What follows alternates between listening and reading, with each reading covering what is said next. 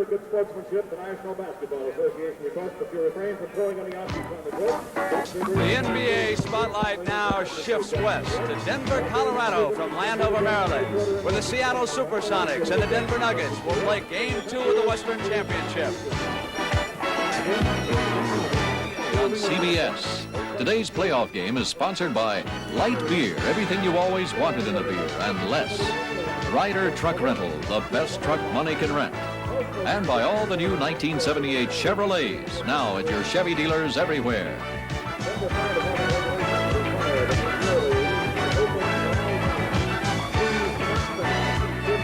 From the McNichols Sports Arena in Denver, Colorado, it is Game 2 of the Western Conference Championship.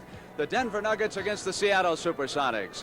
Good afternoon, everyone. I'm Brent Musburger, and who would have imagined it? Washington now leading Philadelphia 3-1 in the East. Here in the West, Denver holds a one-game advantage on Seattle. They beat them right here on Friday night. The Sonics admittedly did not play well in that first game. Lenny Wilkens hopes that his problems have been rectified, and it is indeed a special pleasure for me today to be working with a couple of all-pros, Rick Barry and Hondo John Havlicek. Rick?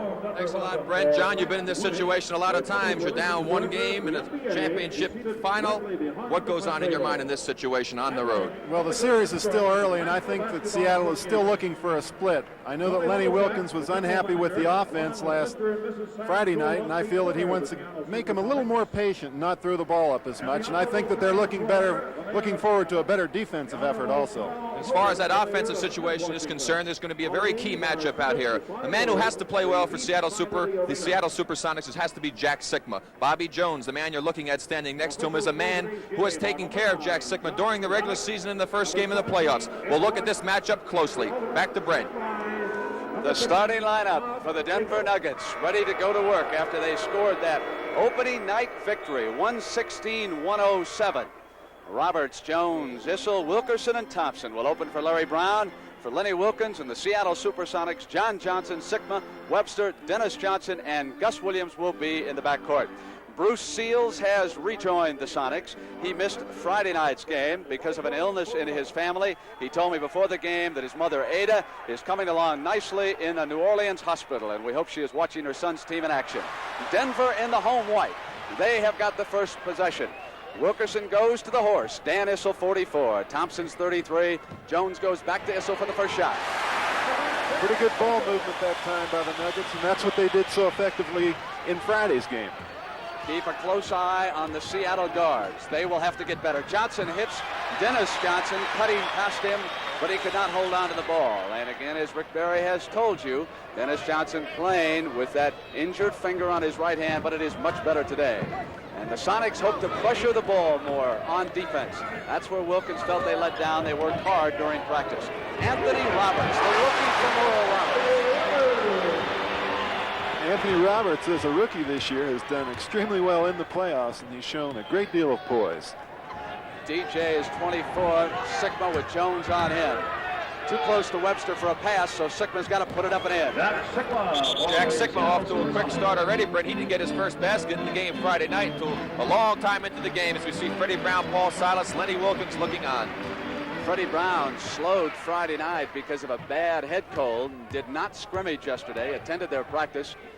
Here's the Skywalker, David Thompson. Dennis Johnson assigned to him. Ball movement to Issel, back to Jones.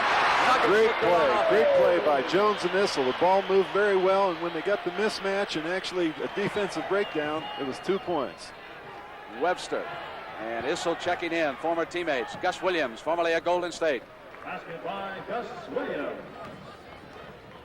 Nuggets bring it back on the left side, and Issel to the glass, and a blocking foul is called on Marvin Webster.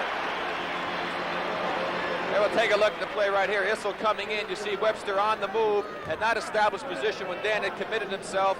Dan using a little bit of the quickness that he does have against Webster, who is not quite as mobile. Issel played 28 minutes Friday night, was 9 of 14, added 7 free throws for 25 points. The only thing he did wrong Friday night was give me the wrong horse in the Kentucky Derby. Alydar ran second. Otherwise, he had a superb Friday evening. Now the men in green from Seattle bring it up. The scene will shift to Seattle Wednesday night for the third game of this series. Williams being pressured by David Thompson, 33. Out high is John Johnson. Gus back up again. And Wilkerson, strong rebounding guard who played a lot of forward for Bobby Knight at Indiana. Over to the horse, Issel, a fine outside shooter, not that time, and Williams rebounds. The guards for Lenny Wilkins were only 11 of 39 on Friday night. Wilkerson there trying to check Williams as he comes to the hole. Foul on number 32. Lenny Wilkins and Les Habegger. Here you see Gus Williams, the type of game he loves to get involved with. Wide open up the floor. There you see him picking up the foul. Go to the free throw line. Gus looks a little bit looser out here this afternoon, Brent. He seemed to be shooting poorly in the game Friday night. In fact, both teams seem to be playing with a lot more confidence. They seemed a little tight in the game Friday night. Seattle scored 47 points at the free throw line Friday night. Denver came away with 15 more field goals, and Larry Brown said, who would have thought we'd be struggling at home to win a game when we put down 15 more field goals. It's 8-6, Denver by 2, and 9:52 to go. First quarter from McNichols. Whistle out high. Webster got a bit of a hand on it and went off a Sickman out of bounds, so the Nuggets retain possession. Here we have a pass into Sickman. He can't get the handle on the ball, and actually that time I thought the Sonics played pretty good defense because they were pressuring the ball, moving the ball so that they were not able to get the ball inside the foul line extended. Whistle wants it. A 4-point Nugget lead. And Webster says, give it to me. And he's got it now. And he traveled. We'll take a look at the play right here as Webster gets the ball. You saw him right there shuffle his feet. I think he's a little bit upset that Issel is playing so well early in the game. He wanted that ball badly, Brent. David Thompson outside. All green at the glass. Here's Williams with control. Wilkerson there, and Gus glides inside with a pretty move. He gave him that step. Gus didn't do that in the entire game Friday night. He's looking much sharper. Didn't get any help from the defense. Thompson finds the baseline open and turns the corner. That great first step. Nuggets back up by 4. Dennis Johnson. So he comes in, and we're seeing more penetration by the Sonic guards, and the key to that is they're playing a little bit better at the defensive end. When they get the rebounds, the Sonics are so much better as a unit. Bobby Jones, Webster, and it's goaltending. That time Marvin made a bad choice. That ball had no chance of going in, but of course when you're a big man under there, you just react to the situation. We'll watch it here. There goes Bobby to left hand. Marvin times it, but he's too close to the hoop. If he were out a step further, he would have had that ball, and it would have been a legal block. Nuggets trying to keep the ball out away from Marvin Webster if they can. They're on this left side. John Johnson, and Anthony Roberts takes him. John to the turnaround, chance for the three-pointer. Roberts called for the foul. John Johnson's been bothered by a strep throat, but that didn't bother him at all. Here he goes, one-on-one, turnaround. Good shot. I'm sure that Johnny Johnson's trying to make up for the fact that Roberts played such a good ball game Friday night. And as we pointed out in that game, that is going to be one of the also key matchups in this series. Sigma had it bounced to him. Webster with control, and he traveled again. The second time that Marvin has turned it over. 8:16 to go first quarter. Nuggets are up by a field goal. Brent Marvin's trying a little bit too hard. He's over anxious. Issel got off to that good start. He wants to do so well that he's trying too hard, and he's walked twice with the ball. Sonics await the Nugget guards as they come across the midcourt line. Thompson wants to put it in. Dennis Johnson outside fouled him as he started that move to the basket. We'll watch the play here. Here's David, that tremendous quickness he has. Right there is the foul, the push-off, and he did put the ball on the floor after the foul was called, so it is not continuation. Good call. 2 team fouls apiece. Sigma reaches in on Jones and picks up a bad foul that time. We'll take a look at this one again. We'll see right now, Bobby Jones able to establish position. Sigma reaching from behind, as you pointed out, Brent. Not a good play. Williams all over Wilkerson. So Anthony Roberts comes up. Soft touch off. Johnson rebounds. Here's DJ. Marvin Webster. Short. And the Nuggets control the board. One shot for the Sonics. And here's the big man off to Wilkerson. Over to the side to Jones. Nice play by Bobby Wilkerson. That time they had real good ball movement on the penetration, the defense. Here we'll take a look at the play again. Dan Issel making a fine pass to Wilkerson. Good penetration, draws Sigma to him. You see Bobby sneak in. He hits him with the good pass. Denver moving the ball beautifully. See what's new today in a Chevrolet. Chevrolet Caprice and Impala wagons have more of the things wagon people want. A convenient door gate, quick and easy seat conversion, 2 lockable storage compartments, and a generous 4-foot wide cargo area. And for a full-size wagon, mileage is surprisingly good. See the new Chevrolet, America's best-selling full-size wagon, at your Chevrolet wagon stop. Yeah, Buck. I just went to another bar and asked for light beer for Miller. Yeah? They said, sorry, Buck, we don't have it. They didn't have it? No.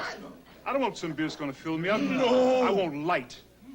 Tastes great. Right. Has a third less calories than a regular beer. Yeah. And, man, it's less filling. You think I'm going to the other bar again? No way. From now on, the buck stops here. Light beer from Miller. Everything you always wanted in a beer, and less. DuPont presents the car wax with a watertight guarantee. Rain Dance. It's guaranteed to shine longer, to bead water longer, guaranteed to last longer than the leading car waxes. Or DuPont gives you your money back. Repeat. Rain Dance is guaranteed to shine longer, to bead water longer, to last longer. The Rain Dance guarantee is watertight. Howard Davis is stepping up in class next Saturday on the CBS Sports Spectacular at 5 p.m.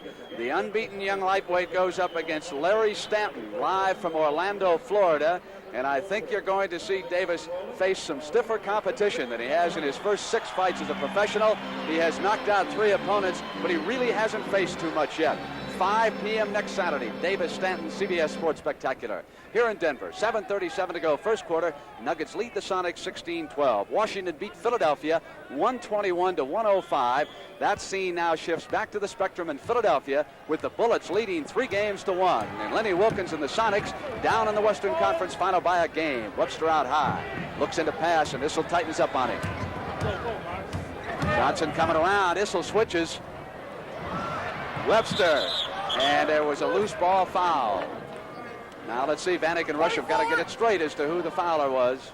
And it's on Bobby Jones. It's going to be on Johnson. You see the foul, the shot right there comes off the board. There you go, Marvin going up, and the foul to reach in by Bobby Jones, number 24 from behind. 3 team fouls apiece. John Johnson makes it a 2-point Nugget lead.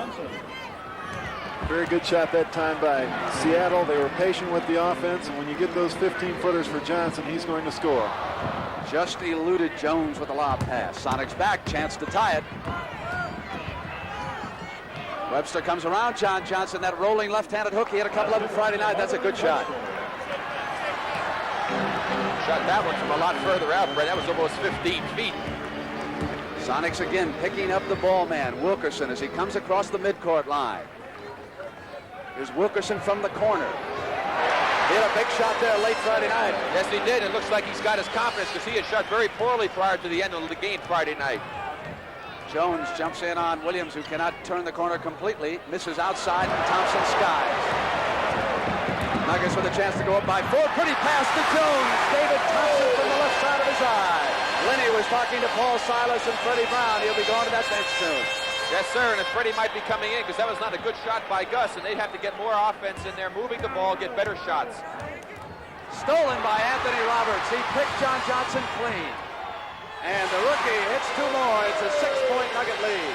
Good anticipation by Roberts. He's really playing extremely well in this series, and I know that he feels it, and he's going to come on with even some more. Nuggets trying to keep the Sonics over here on the left side. Sigma tries to come around, and Jones is there, and there's pushing in behind. And Jones hooked his man as he came through. Well, watch the play again. Here you see him coming. Bobby trying to fight his way through.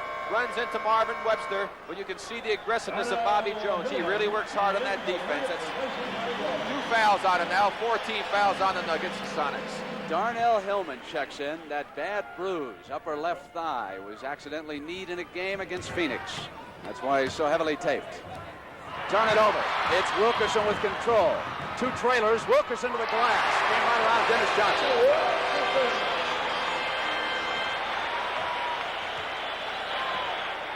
Wally Walker takes off his sweats. It's an 8-point Nugget lead. Dennis Johnson to the glass. Issel on the defensive switch, fouled him.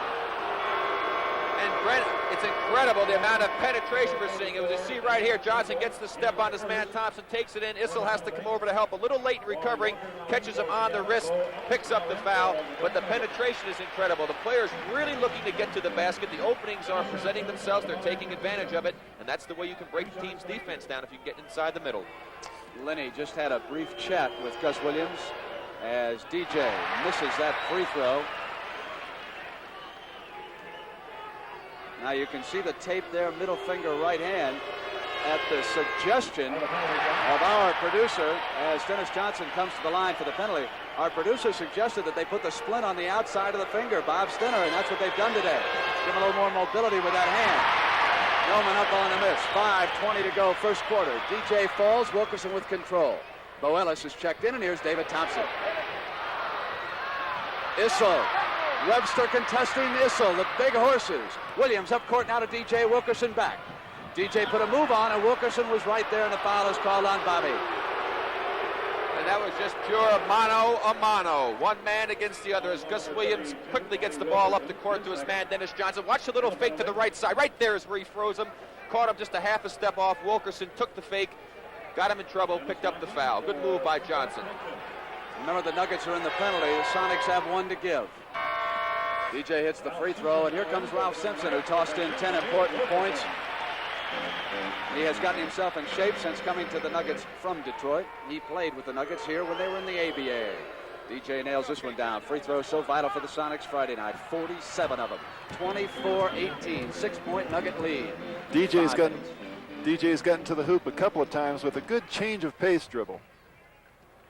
Simpson goes to Bo Ellis. Wally Walker watching him. Rookie from Marquette goes to David Thompson. Two former members of NCAA championship teams. And the foul call as Thompson went right straight up. Well, watch the play here. David Thompson taking Gus Williams, getting by him, going up for the shot. The foul being called by John Bannock, the underneath official. Ed Rush was out there on the play. That's kind of a tough call to make when the official calling a foul from the guy behind. You have to see through somebody there, but John felt that Gus had hit him in the head. That's his first foul. Thompson hits the free throw.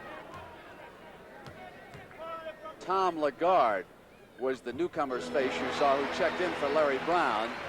Like Larry, Tom played his college basketball at North Carolina, and Lenny Wilkins is up pacing right now. His Sonics have fallen back by 8 and lost the first game Friday night. Go back to Seattle Wednesday night and Friday night. We'll be there Friday night, 11:30 Eastern time. That'll be game 4. Sikma looks in with that height advantage, missed on Hillman. Thompson with the rebound. One shot for the Sonics. Simpson and Webster with a hand on it, but Hillman retrieves. Bo Ellis. Ellis wants the shot. Silas will be checking in. Loose ball foul call. Then here is Paul. And we have a foul going over the back.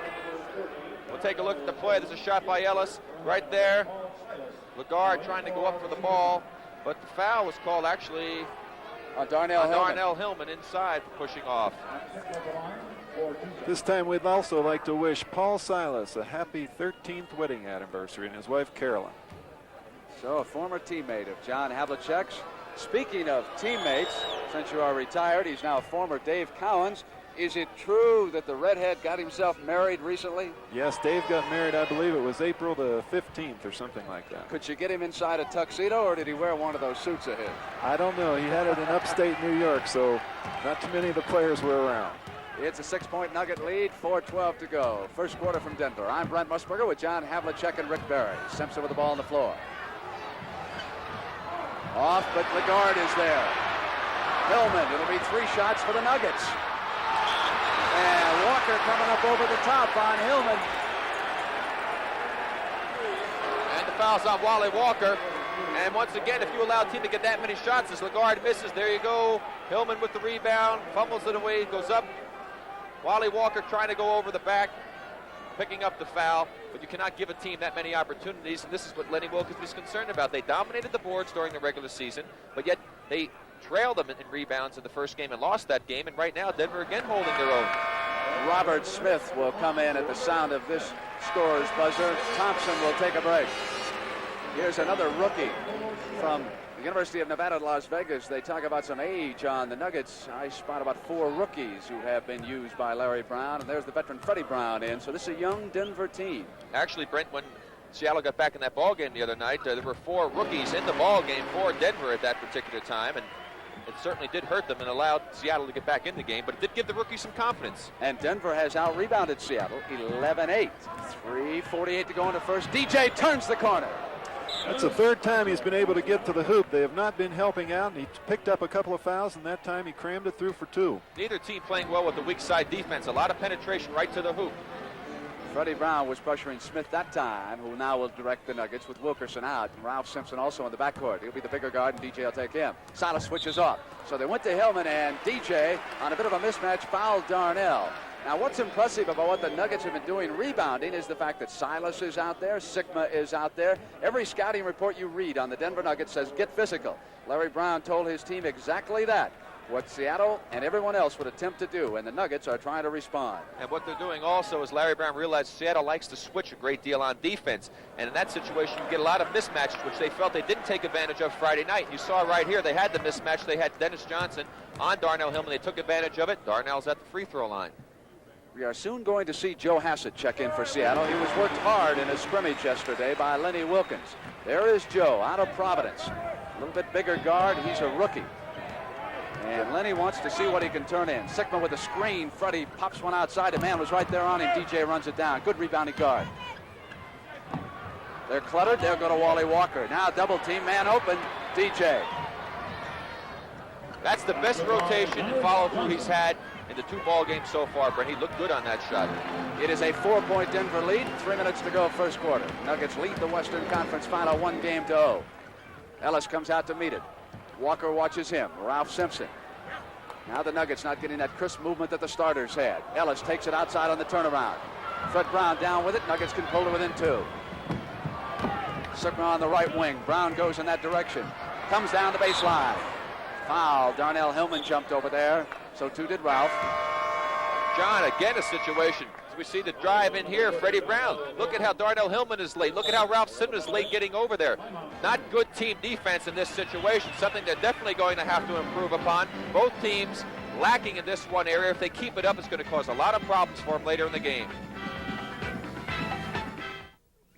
We're saving $600. We're saving. This family has rented a Ryder truck. We're saving and moved 500 miles. We're saving 600. By packing and moving themselves, they saved a lot of money over what professional movers wanted. True, when you rent a Ryder truck, you have to do the work yourself. We're saving 600. But if you just keep repeating how much money you're saving, you'll be amazed how much lighter those cartons will seem. We're saving $600. These are 2 of today's newest razors. The one on the right is the new Norelco rotary razor. This one has 2 blades, the new Norelco 36. This one pivots up and down. The new Norelco has 3 adjustable heads that float and a new shaving angle. Both give you a close shave, but there is one thing they offer that Norelco doesn't. Gotcha! The new Norelco rotary razor. Very close, but no gotcha. I can't believe they can do it for $19.99. Installed? The aluminized Sears muzzler is only $19.99 installed. And read the muzzler promise. Sears promises that the muzzler will last as long as you own your American-made car. Or return it for refund or replacement free. And if Sears installed it, they'll install the new one, free. Well, you can't beat that. I think it's fantastic. It's a great promise. Sounds like one heck of a good deal. The muzzler, only $19.99 installed. Only at Sears. Next Saturday and Sunday at 4 p.m. Eastern, CBS Sports presents live coverage of the Colonial National Invitation from Fort Worth, Texas. That's next Saturday and Sunday at 4 p.m. Eastern.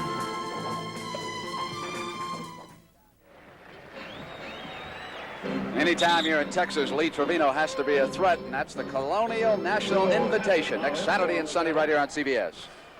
With the Denver defense, I think that what they're trying to do is push the Seattle Supersonics into the corner, and if you get it into the corner and not let them swing it, then they're going to put pressure on them and apply it to the point where it's going to be effective. But if you let them turn that corner and you don't get the defensive weak side help, then you're in trouble. And Dennis Johnson's been able to do that effectively, and Freddie Brown did at that time. Freddie Brown missing with that free throw. Both teams are in the penalty. 2:42 to go in the first quarter. And Vern, as we talked about during the commercial, the Denver bench not nearly as impressive as they were the other evening. Definitely a slack off right now. They outscored the Seattle bench by about 20 points in the last ball game, and the momentum that Denver had has been lost since the reserves have come in. Seattle with one starter on the floor. He is Jack Sikma. The Nuggets with 5 reserves out there right now. But reserves are so vital in the NBA. 28-26, 2-point Nugget lead now. Here's Darnell Hillman. Silas will check in. Silas switches out on Simpson, and out Joe Hassett comes. Fred Brown will go back on Smith, who's quick. Wally Walker contested him with the layup, went down, and he came right around that switching defense that time. Fred Brown is right back. Sonics will try to pull it within 2. Smith left his feet and jumped in on Freddie, who normally will nail that one down. He's a marvelous outside shooter, as you're well aware. 2:10 first quarter. 2-minute warning will be coming up now soon.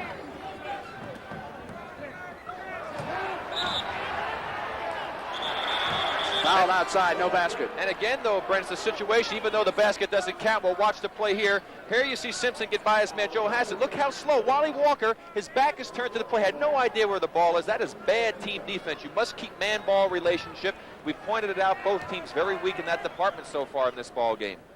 And Simpson wanted the continuation basket on that. Talking to Rush and Vanek, but at least they have been consistent. They have faced a couple of those calls, and neither one of them have counted, and that's what coaches look for in any referee, is consistency. Tell us how to play it, and we'll do it. 31-26 now. It's 5, Nuggets 158. Joe Hassett yells it, and Simpson picks him up high, and he went over and back. Ralph Simpson with good defense that time. He met the rookie, and he forced him into it. Just disturbed his rhythm a little bit. Here we go. We have Hassett coming up. And right here at this point, he disturbs his rhythm, and there he goes. He steps back over. The guard out high. Sikma will take him.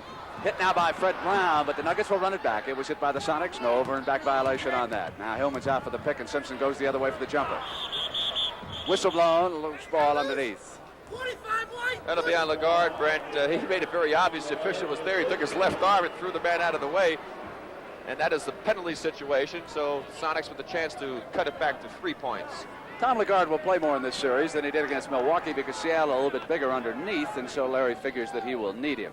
And Lenny Wilkins having a little talk with Joe, saying, Joe, if you're going to call a play, you don't do it just as you're crossing half court if the man's near you. You wait till you're over half court a few feet.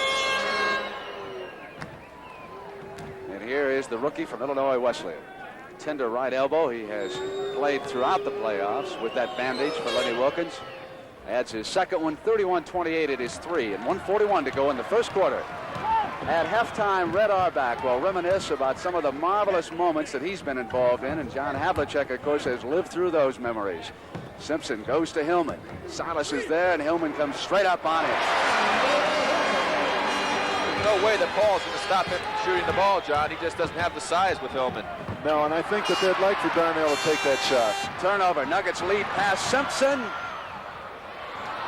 Traveling not called, and Ralph's second shot batted by Lagarde, and finally it is Jack Sikma. There's a loose ball foul. A real good job with the Nuggets. They are pushing the Sonics underneath the basket, and they're getting many attempts. That time about 3 shots. But then again, they had the offensive foul, so we're going to the line with Seattle. Must be pointed out, too, John and Brent, that we have not seen Jack Sikma get involved in this offense very much. He's gotten the ball twice. He hit his first shot right at the beginning of the game, got one more after that, and aside from these free throws here, he really has not been involved in this offense, and Lenny Wilkins feels that he must be a bigger factor. So 1:09 to go in the first quarter. Sikma, though, is effective at that line. 33-30. Nuggets up by 3. That foul was on Boelis. Hillman. Sikma taking Lagarde, and on the turnover, Jack outlet now to Brown. Freddie positioning the Seattle offense. Smith out to meet him. Joe Hassett pops out. Simpson is there. Sikma being cut off by Lagarde effectively. Lagarde working hard now. Hand on him. Sikma will turn around, go to the height advantage. Off. Hit by Walker, who was a bit out of control on his teammate that time. It'll go to the Nuggets on the side. Lagarde being very physical with Sikma. They got pretty good battle going there for position down low. Issel checks back in, number 44 for Larry Brown.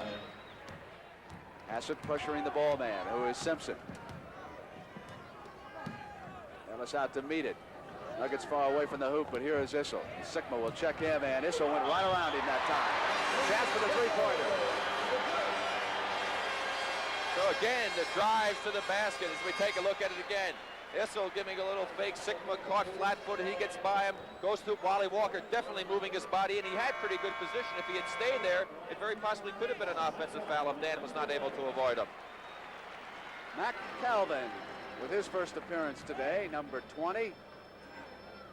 Larry Brown giving everybody some time here in the first half to see what he's got going. Lenny Wilkins had an interesting comment. I asked him how Freddie Brown was feeling. He said, well, you know, when a guy's not feeling too good, his eyes are closed. He said, Freddie's are half open, so he must be feeling a lot better. Issel puts Denver ahead by 6. Time left in the quarter upper right-hand corner. Sonics back down, and Calvin will go to Brown. That leaves Smith with Hassett, and Hassett will try to post him up underneath. Hassett's got a height advantage here. Walker out to screen high. Ellis on the switch. Freddie forces one up. Issel there. Off now to Smith. Lead pass to Mac Calvin and broke free. Defense didn't stay back. Lenny Wilkins detected it immediately and was up yelling, but they couldn't get the man there in time. So we come to the end of the first quarter. This is the second game of the Western Conference Championship Series. Denver already leads it by 1, and they lead here by 8 after one quarter. The new Minolta XG7 35mm reflex camera is automatic, so you can concentrate on the action while the XG7 sets itself. All you do is focus and press the button. The optional auto winder even advances the film for you. With the XG7, you can change lenses fast, too. The Minolta XG7. Try it. You'll fall for it.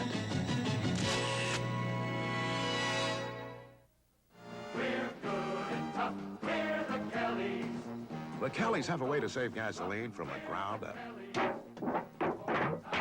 A steel-belted radial called the Kelly gas pincher. When we tested a set of gas pinchers against our non-radials, the gas pincher pinched from 14.5 up to 31.7 more miles out of a tank of gas. That's hundreds of more miles a year with the gas pinchers.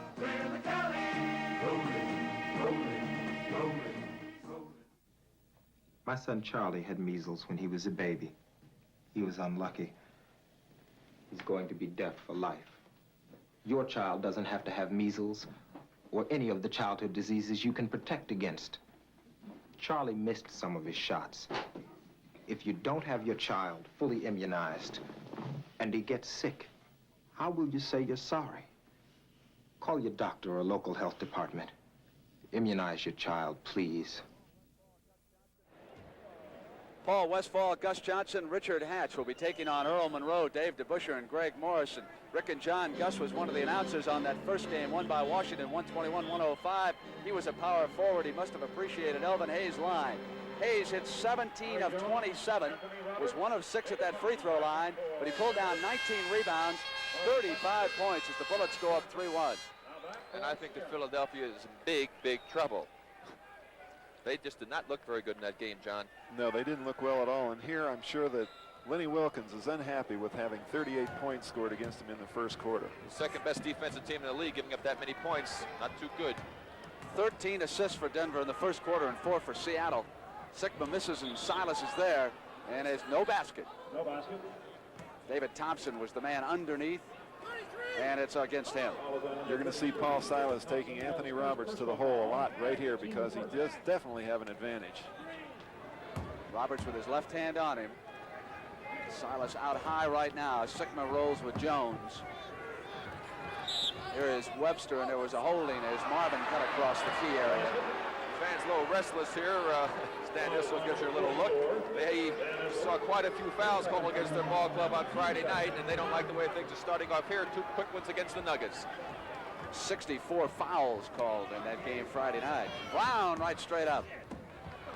Issel chases it down, outlet now to Mac Calvin. Calvin waits for Jones. Here's Thompson. Silas right there to the glass. Off to Dennis Johnson, there's a waiting. Mac Calvin got it, and Johnson had re-injured that finger as he went down. He's in obvious pain. Yes, Calvin going after the ball with his foot. Mack kicked him in the hand. We'll see the play here as Paul passes the ball out. Dennis going for it right there with the foot. Dennis tried to pick it up, got kicked in the hand. You see him shaking it in pain, but he's a tough competitor. He'll be in there. No one gets hurt during the playoffs, Rick. You go out there every time you can. Stay out as long as you can. Roberts. Dennis Johnson was there to contest him. So Seattle's defense forcing Denver out a little bit deeper, and they're not responding. That's not the place that Larry wants them taking the shots from. Now the Sonics go to work on that 8-point deficit, 38-30. Denver. Jones is out on second. Marvelous basketball player Bobby Jones. Does a lot of subtle things on defense. Webster on the turnaround against Issel.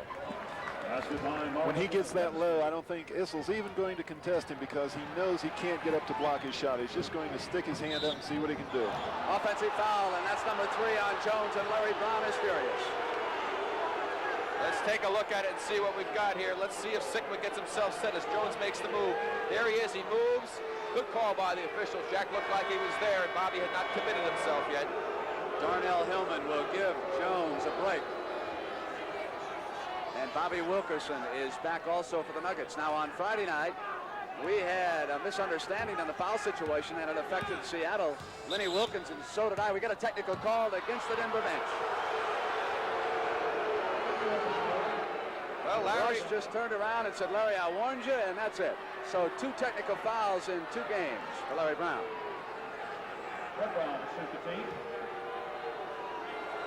Freddie Brown will shoot the tee. And here we go again. On Friday night, Earl Strom was here. He ran the mascot of the Denver Nuggets right out of the arena, the Chicken. I don't even see the Chicken back here today. Maybe they're not going to allow him to come back in. They went for some extra police protection, and Earl said, I don't need any protection. Brown down to the baseline. And suddenly it's a 3-point lead. 38-35, the Sonics have clawed back in. Hillman with Sigma. Darnell to the glass. Webster couldn't control. Anthony Roberts runs it down. Here's Thompson buried in the corner. Back down to Anthony Roberts, who comes to the glass. Webster with the block. Off down to TJ in the middle. 2-on-2, and Brown makes it 3-on-2. Issel seals him up, and DJ doesn't take it. Brown comes inside of Issel with his quickness. Good smart play by Dennis Johnson. What happened is he had Issel, as Freddie Brown did, and a big man always tries to get back to his man. And as soon as Freddie gave it up, Dan tried to get back. Dennis got it back to Freddie, and he got an easy shot. Wilkerson will try to get Denver on the board this quarter. Taken down by Silas. The Sonics can go ahead. Here is Brown. Into Marvin. Webster's way out. Crowd thought he traveled. DJ had it knocked away. Silas regains. Another chance. Sonics starting to control the glass now at both ends. Crowd still upset about the officiating. Wilkerson and Brown collide. Foul is called inside. It's against Wilkerson, who was out there on Freddie. And a timeout has been called. That is 3 fouls on Bobby Wilkerson. So the referees have suddenly become the focal point here again in Denver, just as they were on Friday night. See what's new today. When you're driving down the road and you're moving through a curve and your car's looking good, it's showing lots of nerve. It's Monza by Chevrolet. The new Monza by Chevrolet. For a car so sporty and so well equipped, it's priced surprisingly low. Monza by Chevrolet.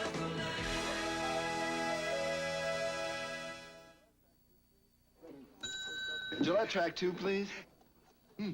Sold out again. Say, you look like a double-edged man to me. Daring, unafraid. No, the Gillette Track 2 gives me a more comfortable shave. Silly me. These other twin blades will fit your Track 2 handle. Yeah, but they're not Gillette Track 2. Yeah, but... Sorry. To guys who use a twin blade Gillette Track 2, no other blade will do. Gillette Track 2, please.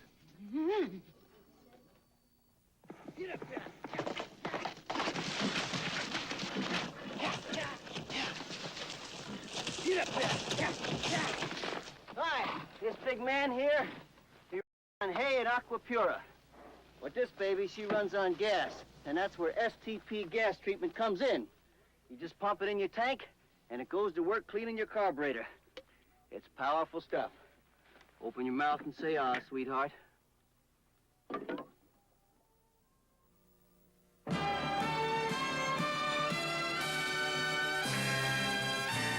On Friday at 11:30 p.m. Eastern, CBS Sports continues its exclusive coverage of the NBA World Championship playoffs, followed by playoff action on Sunday at 1:30 p.m. Eastern. Be sure and be with us next Friday at 11:30 p.m. and Sunday at 1:30 p.m. Eastern.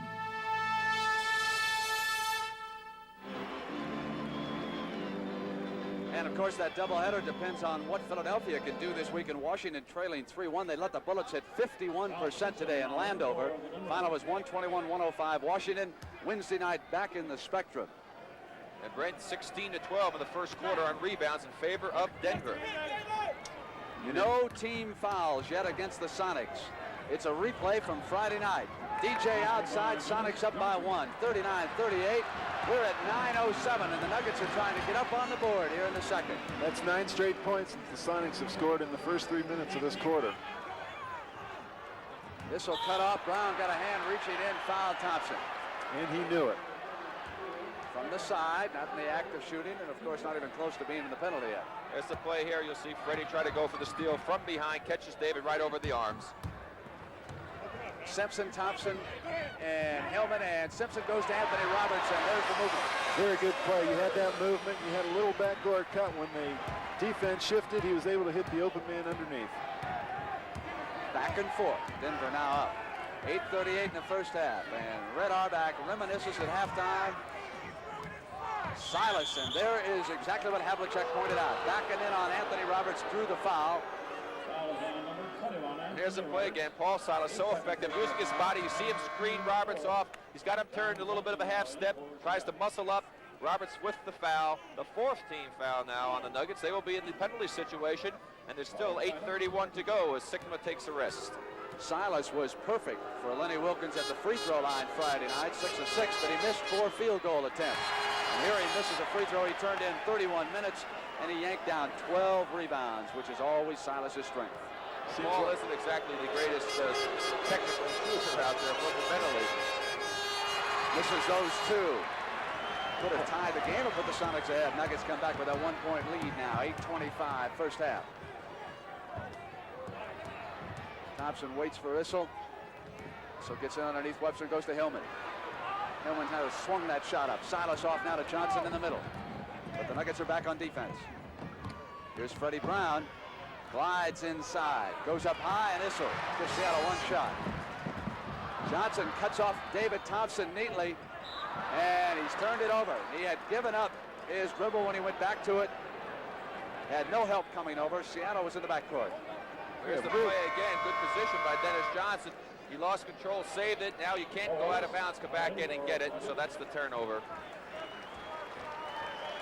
Bo Ellis on the floor for Larry Brown. And Hillman checks out. Inside pass, not a good one. Nuggets back. 2-on-1. Anthony Roberts with the left hand.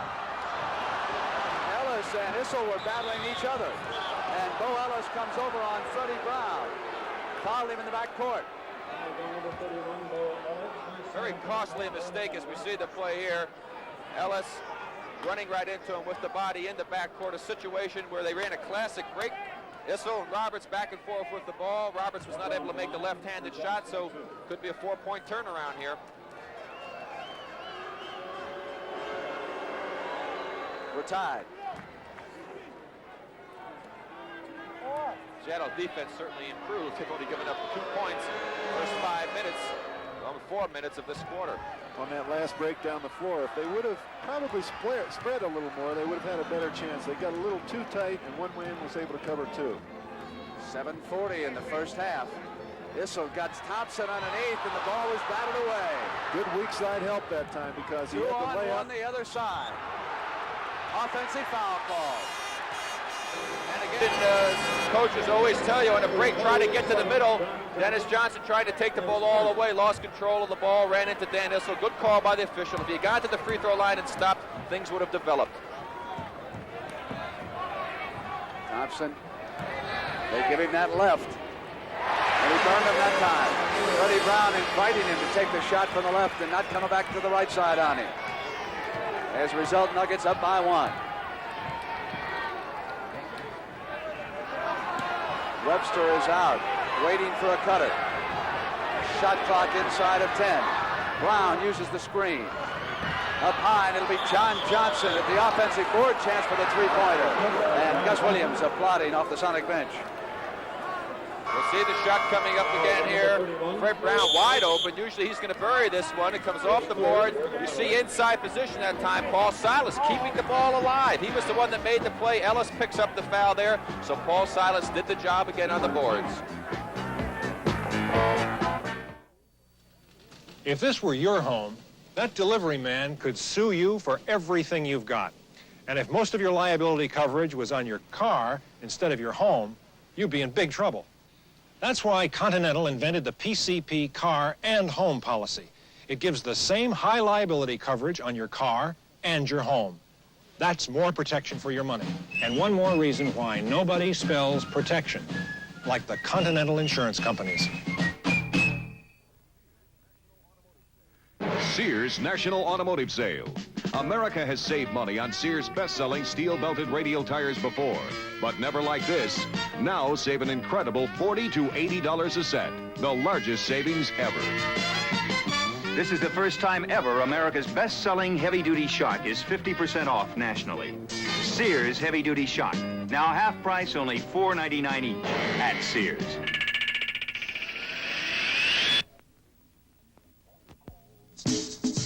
Port of Call, Caribbean.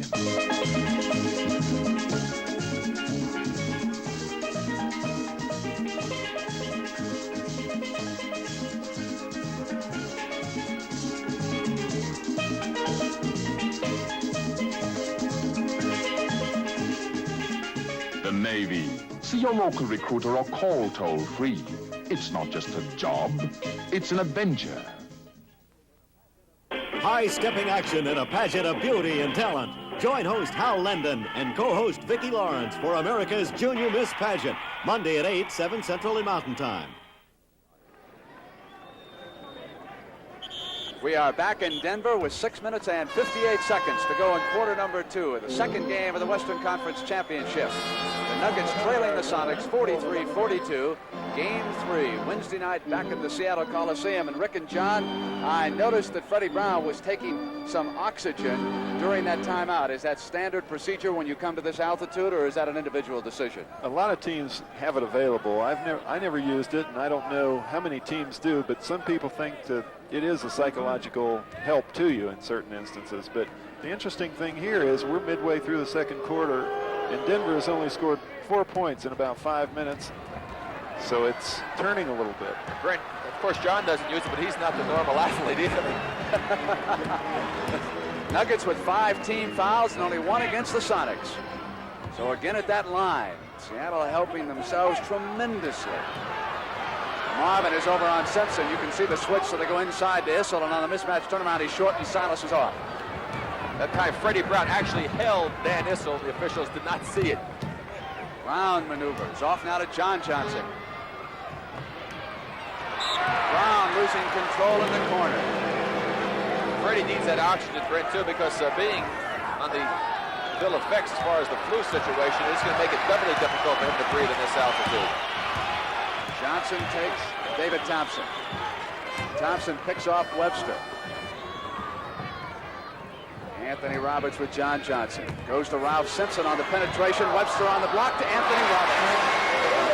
Webster's a great shot blocker, John. He does what Bill Ross used to do. He doesn't swat it away. He just deflects the ball and gives his teammates a chance to pick it up. That time it went to the opposition. He's a quick jumper, too. He really doesn't have to bend his knees a great deal.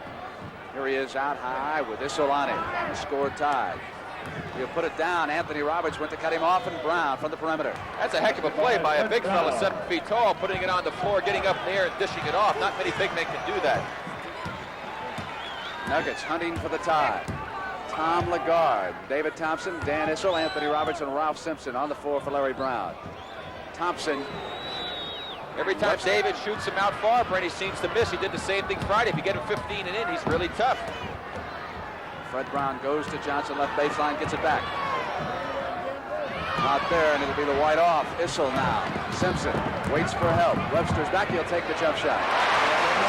Good play by Simpson. So many times we mentioned that fella should stop at the free throw line. That time he did.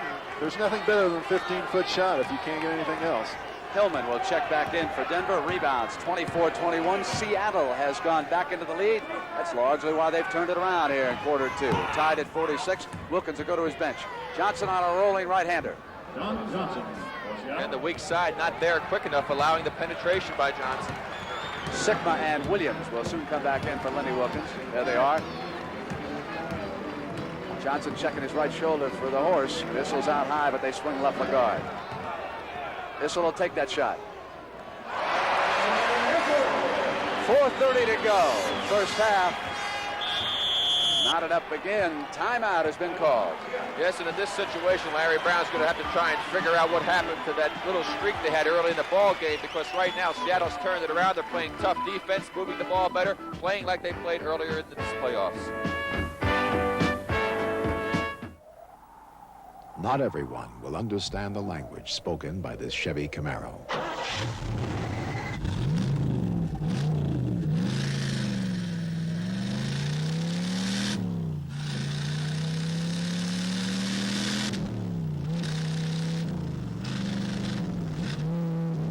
For those who understand the language, we recommend the car.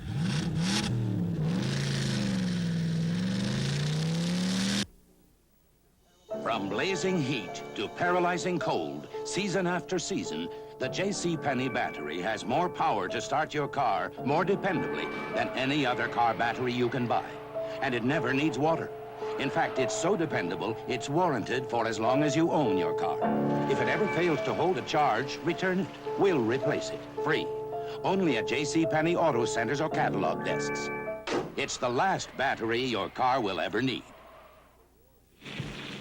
In the war against grass and weeds, the bigger the lawn, the bigger the battle. To win, you need a Weed Eater brand gasoline trimmer.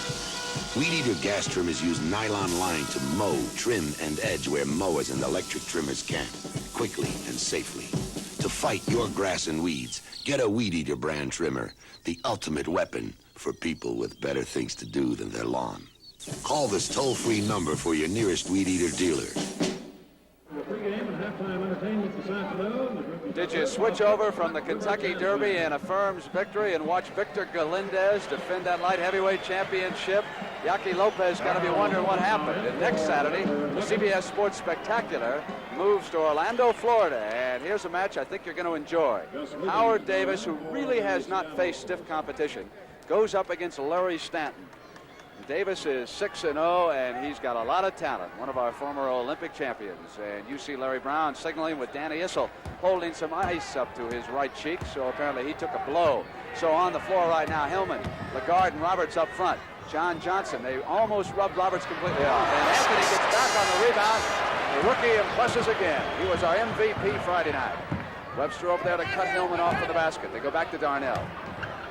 Johnson is there, and he gives it up on the double-team defense. Sonics rotate back. They can play aggressively. They've got a couple of fouls to give. Here's Dennis Johnson. Simpson just saying go ahead and shoot with that injured hand. Nuggets rotate back, and the score tied at 48. And again, they turn it over. They didn't get a shot either 2 times. Johnson's alone. 2-point Sonic lead, 3:42. That's how they got a break, Brent. Johnny Johnson was really slow getting back on defense. The turnover, and he was in the right place, being a little lazy. Sonics can tighten up. Only one team foul, 3:27. They got a minute 27 till they hit that 2-minute warning. Johnson gives it to Lagarde inside to Anthony Roberts, who pops out and short. Sonics. 24-second violation. Brent, the ball did not hit anything. The buzzer went off as Marvin Webster was getting the rebound. Again, good defense by Seattle. What a turnaround from that first quarter. They have given up 10 points here in the second quarter. 50-48. They surrendered 38 in the first quarter. John Johnson fell down missing. Comes back, and now it'll be 5-on-5. Tom Lagarde tied it at John Johnson signaling to have a replacement. He's getting a little tired. He's been bothered by a strep throat. He wore down in quarter number 3 Friday night, and Lenny was unaware as the foul is called.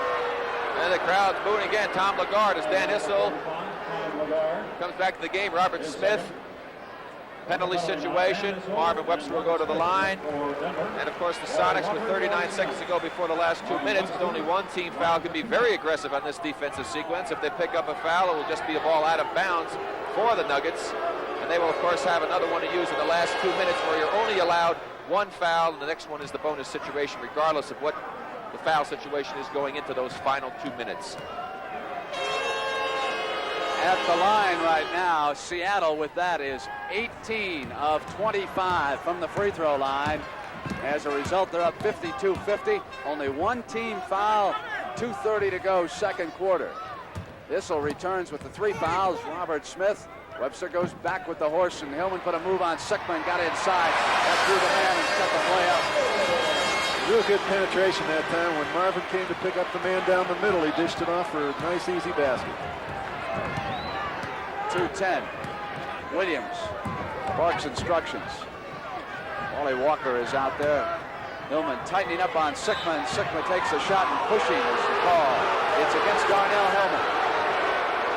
Crowd really going crazy here as Hillman picks up his 3rd personal foul. We'll watch the play again. Sigma again with that good square up move. You can see Hillman moved in and he bodied him. The people have no reason to be complaining.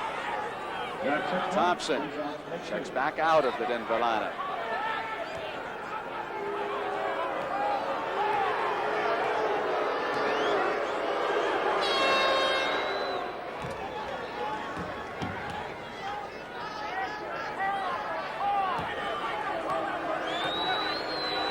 This could be the 20th point from the line in the first half for the Sonics. Free throws have been so vital to Seattle. 47 points at the line Friday night. Smith goes to Issel, working at the perimeter, and Issel tried to put it down, charging into Marvin. Marvin, though, was not set, so blocking is the call against Webster. There's Dan giving a little move to the right, just with the hands that time. Marvin fouled him with the hands. He had pretty good body position and pushed off as Dan made the move. 2 fouls on Webster. 4 team fouls. And that was the last one they could give inside at 2. Williams on the steal, dive for the loose ball. It'll be Dennis Johnson who'll pick it up ahead of Ralph Simpson to the glass. And a foul is called as Simpson went diving back towards Dennis Johnson. Again, I've talked so often during the playoffs about the tremendous anticipation of the quick hands of Gus Williams, who made the play, knocks it away there. He couldn't exactly see the play, but he pushes the ball further down the court. Great hustle now by Dennis Johnson, who comes into the picture there. Hustle also by Simpson, who fouls him, diving for the ball. That's a very difficult thing to do, is be running at full stride and pick it up without altering your stride. Especially with a finger that's been dislocated. If Dennis Johnson hits this free throw, and he does, they are now 10 of 12 at the line. Denver has not shot a free throw in this quarter. 1:39 to go in the second. Sonics are up by 4 as a result. Issel ricochets off Marvin, and Wally Walker is there with some force that time. Here is Gus Williams. Issel is switched off, so Webster will rotate deep underneath. Anthony Roberts takes in. Sickma's off. Wally Walker had a hand on it. Issel. And Jack Sickma not having that good shooting touch he showed in the last series. Roberts is cut, spins, and moves. Stuck his head down and wanted to go. I think that, you know, if he gets into that situation too many times, he should look up a little more. It's a 2-point Seattle lead inside of a minute. Here's Sickma. Hillman with 3 fouls will check in. Jack comes up on Hillman, and he took the 4th foul. Again, as a defensive player, John, you're not supposed to leave your feet. Here we go. He's down low. He just gets him off balance a little bit. When he leaves his feet, he goes up and gets a foul. Right now, Seattle has outscored Denver at the line 22-18. And at the end of 1 quarter, it was 12-8. Brendan, invariably, as a defensive player, 22-8. As a defensive player, you certainly have a tendency to want to go block the shot, especially in the case of a leaper like Darnell. And the guy gives you a good pump fake. You can get the man up in the air so often, and yet every player knows and they're told so often, don't leave your feet. Rick, I may have confused people when I made the mistake and said 18. It is 8 now, 20, and it goes back up now to 24. They've hit 24 of 31 free throws. Larry Brown's going to have nightmares about the free throw line. Missing that one. So Ellis, Lagarde, Smith, Thompson, and Roberts trying to get it going. Sonics up by 3. 44 seconds. Seattle knows they'll have at least one more possession. Thompson goes one-on-one. Dennis Johnson stuck right with him. Webster outlet to Williams, 33. Denver will have at least one. Off to Sikma, who's all alone. And Seattle will get it back. That time the Denver guards got inside a little bit, and on the turnover or the missed shot, they came down and got an easy basket. And David forced up a bad shot that time. Good defense by Johnson. Walker with Anthony Roberts, who's showing movement to the glass, and Webster with feeling, but there was a whistle prior to that. Marvin is a force, and John and Rick, I have to tell you that I voted for him in the CBS poll as the most valuable player in the NBA because of what he contributed in turning a team around this year. Marvin Webster, who Jimmy the Greek reported in the first game, will be back with the Seattle Supersonics next year. So the New York Knicks may be up to something else, and it's going to be big, maybe, and we'll talk about that in the second half. And he's only in his 3rd year, so he's got a great future. And he's made a tremendous improvement over last year. He really was not very impressive. He's come into his own this year, and a lot of big men, it takes them 2, 3, perhaps even 4 years before they finally get the confidence and develop into the type of players that the coaches feel they can be. Last shot time, it's a 3-point Sonic lead. They're down to 5 now, and Johnson takes it outside. Bad hand or not, Dennis Johnson with time running out has put Seattle ahead of Denver 61 to 56. The Nuggets scoring 38 of their 56 points in the first quarter. Coming up, Red Auerbach reminisces on round ball. Je m'appelle Boum Boum Chaffrion. Je m'appelle Jacques Plante. Nous sommes tous deux des anciens joueurs de hockey. Et nous buvons la bière light.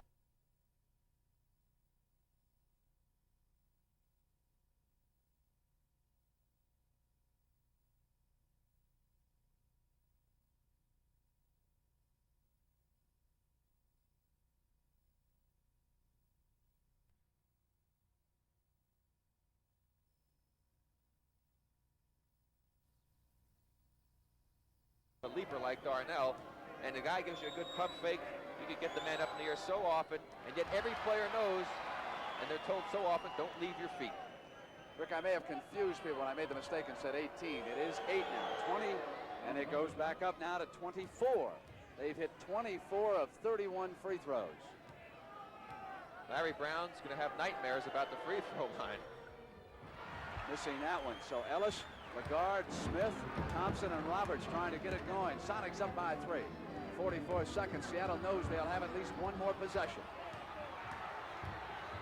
Thompson goes one-on-one. Dennis Johnson stuck right with him. Webster outlet to Williams, 33. Denver will have at least one. Off to Sikma, who's all alone. And Seattle will get it back. That time the Denver guards got inside a little bit, and on the turnover or the missed shot, they came down and got an easy basket. And David forced up a bad shot that time. Good defense by Johnson.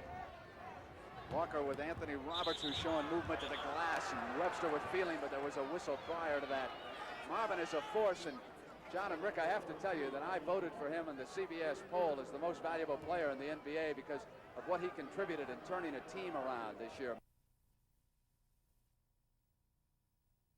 A leaper like Darnell, and the guy gives you a good pump fake.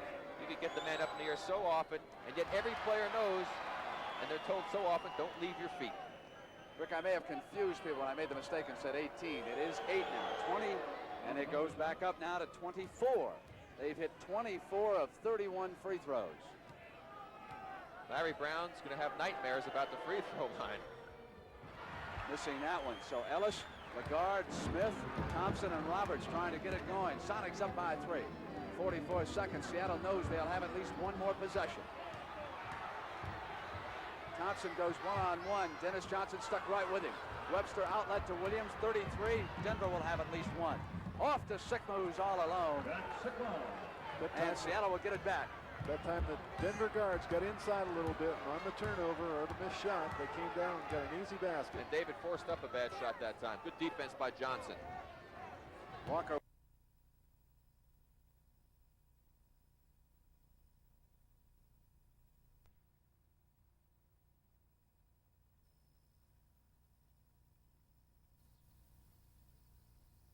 A leaper like Darnell, and the guy gives you a good pump fake.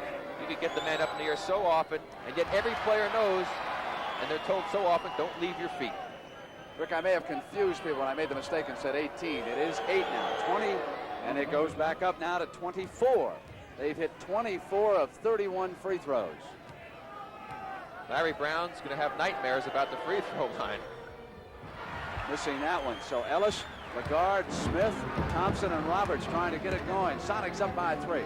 44 seconds. Seattle knows they'll have at least one more possession. Thompson goes one-on-one. Dennis Johnson stuck right with him. Webster outlet to Williams, 33. Denver will have at least one. Off to Sikma, who's all alone. And Seattle will get it back. That time the Denver guards got inside a little bit, and on the turnover or the missed shot, they came down and got an easy basket. And David forced up a bad shot that time. Good defense by Johnson. Walker with Anthony Roberts, who's showing movement to the glass, and Webster with feeling, but there was a whistle prior to that. Marvin is a force, and John and Rick, I have to tell you that I voted for him in the CBS poll as the most valuable player in the NBA because of what he contributed in turning a team around this year. A leaper like Darnell, and the guy gives you a good pump fake.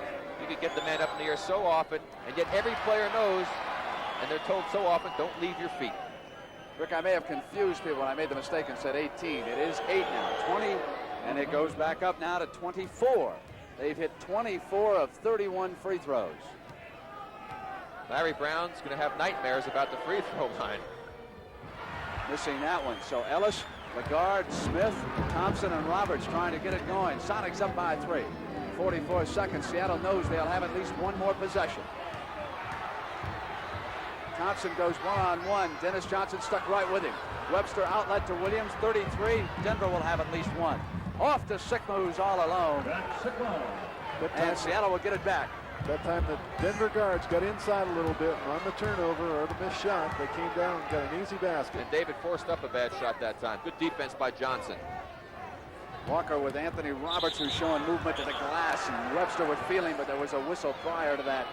Marvin is a force, and John and Rick, I have to tell you that I voted for him in the CBS poll as the most valuable player in the NBA because of what he contributed in turning a team around this year. Marvin Webster, who Jimmy the Greek reported in the first game, will be back with the Seattle Supersonics next year. So the New York Knicks may be up to something else, and it's going to be big, maybe, and we'll talk about that in the second half. And he's only in his 3rd year, so he's got a great future. And he's made a tremendous improvement over last year. He really was not very impressive. He has come into his own this year, and a lot of big men, it takes them 2, 3, perhaps even 4 years before they finally get the confidence and develop into the type of players that the coaches feel they can be. Last shot time. It's a 3-point Sonic lead. They're down to 5 now, and Johnson takes it outside. Bad hand or not, Dennis Johnson with time running out has put Seattle ahead of Denver 61 to 56. The Nuggets scoring 38 of their 56 points in the first quarter. Coming up, Red Auerbach reminisces on round ball. Je m'appelle Boum Boum Chaffrion. Je m'appelle Jacques Plante. Nous sommes tous deux des anciens joueurs de hockey. Et nous buvons la bière light de Miller. Oui, nous buvons l'aide parce qu'elle a 1 tiers moins de calories que leur bière régulière. Elle est moins rassasiante. Non, nous la buvons parce qu'elle a un goût magnifique. Elle est moins rassasiante. Goût magnifique. Elle est moins rassasiante. Goût magnifique. Sacré bleu. Imbécile. You believe this guy? Tu chavires. Mais t'es un fou. Passe la La bière light de Miller. Tout ce que vous désirez d'une bière, et moins. Hello, I'm Roger Staubach, bill payer. Marianne, I'm taking Jeff. Great. Let's go, Jeff. One bill we know we're going to reduce is our heating bill, thanks to our year-round one heat pump air conditioner from Carrier. It really will save us money on heat. And it will also give efficient cooling during the summer. Year-round help, just what a bill payer needs. Call your Carrier dealer. We can't control the weather, but we can help you control its cost. See what's new today in a Chevrolet. To the more than 600,000 people who bought the new Chevrolet during its very first year, thank you. You've made it the most popular car in America. For the rest of you, a simple reminder. With its advanced design, the new Chevrolet has more headroom, more rear seat legroom, more trunk room, and more. So drive it. The new Chevrolet. Now that's more like it.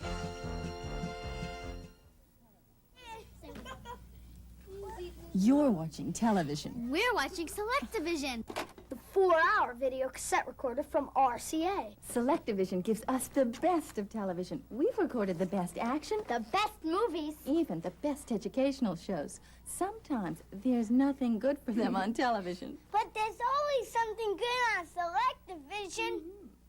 Let RCA turn your television into Selectavision.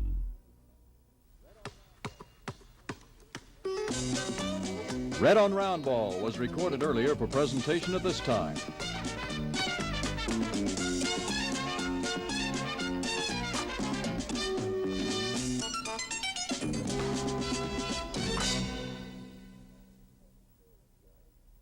For the last 3 years, all of us have enjoyed sharing the basketball insights of Red Auerbach, but you know, a large part of enjoying a friendship with Red really is hearing the marvelous anecdotes that he's stored up over the years. And Red, so many basketball fans ask me, how come the cigar symbol? How did it ever get started with Red?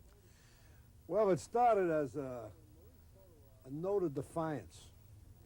You see, when Maurice Poloff was commissioner of the league, every time I got thrown out of a ball game, I didn't get the $50 fine that everybody else got. I got $250. That's what it was. Extraordinary action beyond the normal reaction of getting thrown out. Well, it was my personality, and that's what happened. So I figured out, how can I get back at him? So one day I got the idea I'm going to smoke a cigar on the bench. So after we had the ball game locked up, I made a big to-do, you know, lighting the cigar and saying, the game is over, just let's have some fun. So sure enough, I got the reaction from the league, you can't smoke cigars on the bench. So in an inimitable way, I called him up and I said, you have fellas like Joe Lopchick and some of the others smoking on the bench. They were smoking cigarettes. I said, this is no airplane. I said, if they could smoke cigarettes, I could smoke a cigar. And I just defied him, and I did it. And the funny part about it, right after I retired, the Boston Garden put a law in here, no smoking in the building. So I got out in time. How many times did you get technicals or get tossed out of a game just to inspire the Celtics, just to stir them up a bit? Well, I was so smart that I got fined $17,000 in 20 years. I couldn't have been that clever in picking my spots. But I figure, you know, you win a few, you lose a few. So I would gamble. But a technical foul can be a calculated thing if it's done right. You got to be a master at it. You got to know when to get the referees, how much you can get away with. Al McGuire, he did that. Oh, Al did that, sure. It was like a page out of the book, so to speak. Well, anyway, a lot of times we start a ball game, and the team is flat. Nothing's happening. I make one substitution, 2, 3, 5, everything moving. Next thing I know, we're in the early part of the third quarter, and nothing's going. And we're about 14, 15 down. I say to myself, Red, it's time to go. There's no way they're going to win this game with you here. So what I did, I started on the referee. See, he'd come down the court, and I say, how could you possibly work this game? You couldn't work a high school game. As a matter of fact, I don't think they'd keep you in high school. That's how bad you are. You blown. He wasn't doing anything different. He was just saying, but I had to. And finally, he could take this jockey no more, and he says, technical foul. I said, did I cuss you? He says, sit down. I figured that's not the time to get tossed, see? I got to wait for another one, see? So I wait till he comes down again about 30, 40 seconds later. He says, come to think of it, you know you got rabbit ears. And you're not hustling. And they hate to hear the thing when you tell them they're not hustling. So he looks at me and stares at me, and I said, that's typical. You're looking at me, and the game is out there. I said, how can you work the game? You're looking at me. You don't know what the heck you're doing. And he says, that's enough technical foul, you're out. So now I figure, for the same money, I might as well have my say. So I take after him. What do you mean? I didn't cuss in the... And Russell would always grab me and pick me up. And I'd look up at him, I said, damn, you put me down. And then Cousy would stand in front of me. He was afraid I was going to hit the referee and all that kind of stuff. So what would happen, I was working on a crowd. See, all this time I was working on a crowd and also working on my ball club. They just weren't, they weren't doing it. So I was getting them, now they're mad, picking on poor little Red, picking on poor little Red. So they throw me out, I go in the dressing room. I swear to you, at least 80–85% of those games we'd win. Now, I never deluded myself. I never felt, hey, they wanted for good old Red and dear old Red. Heck, they wanted to show they could win it without me. Red, thank you very much. I tell you, I could listen to Red Auerbach stories all day long, but we have run out of time with Red on Roundball. Coming up, the Pepsi Hotshot Eastern Conference Finals as the NBA on CBS returns after these messages from your local stations.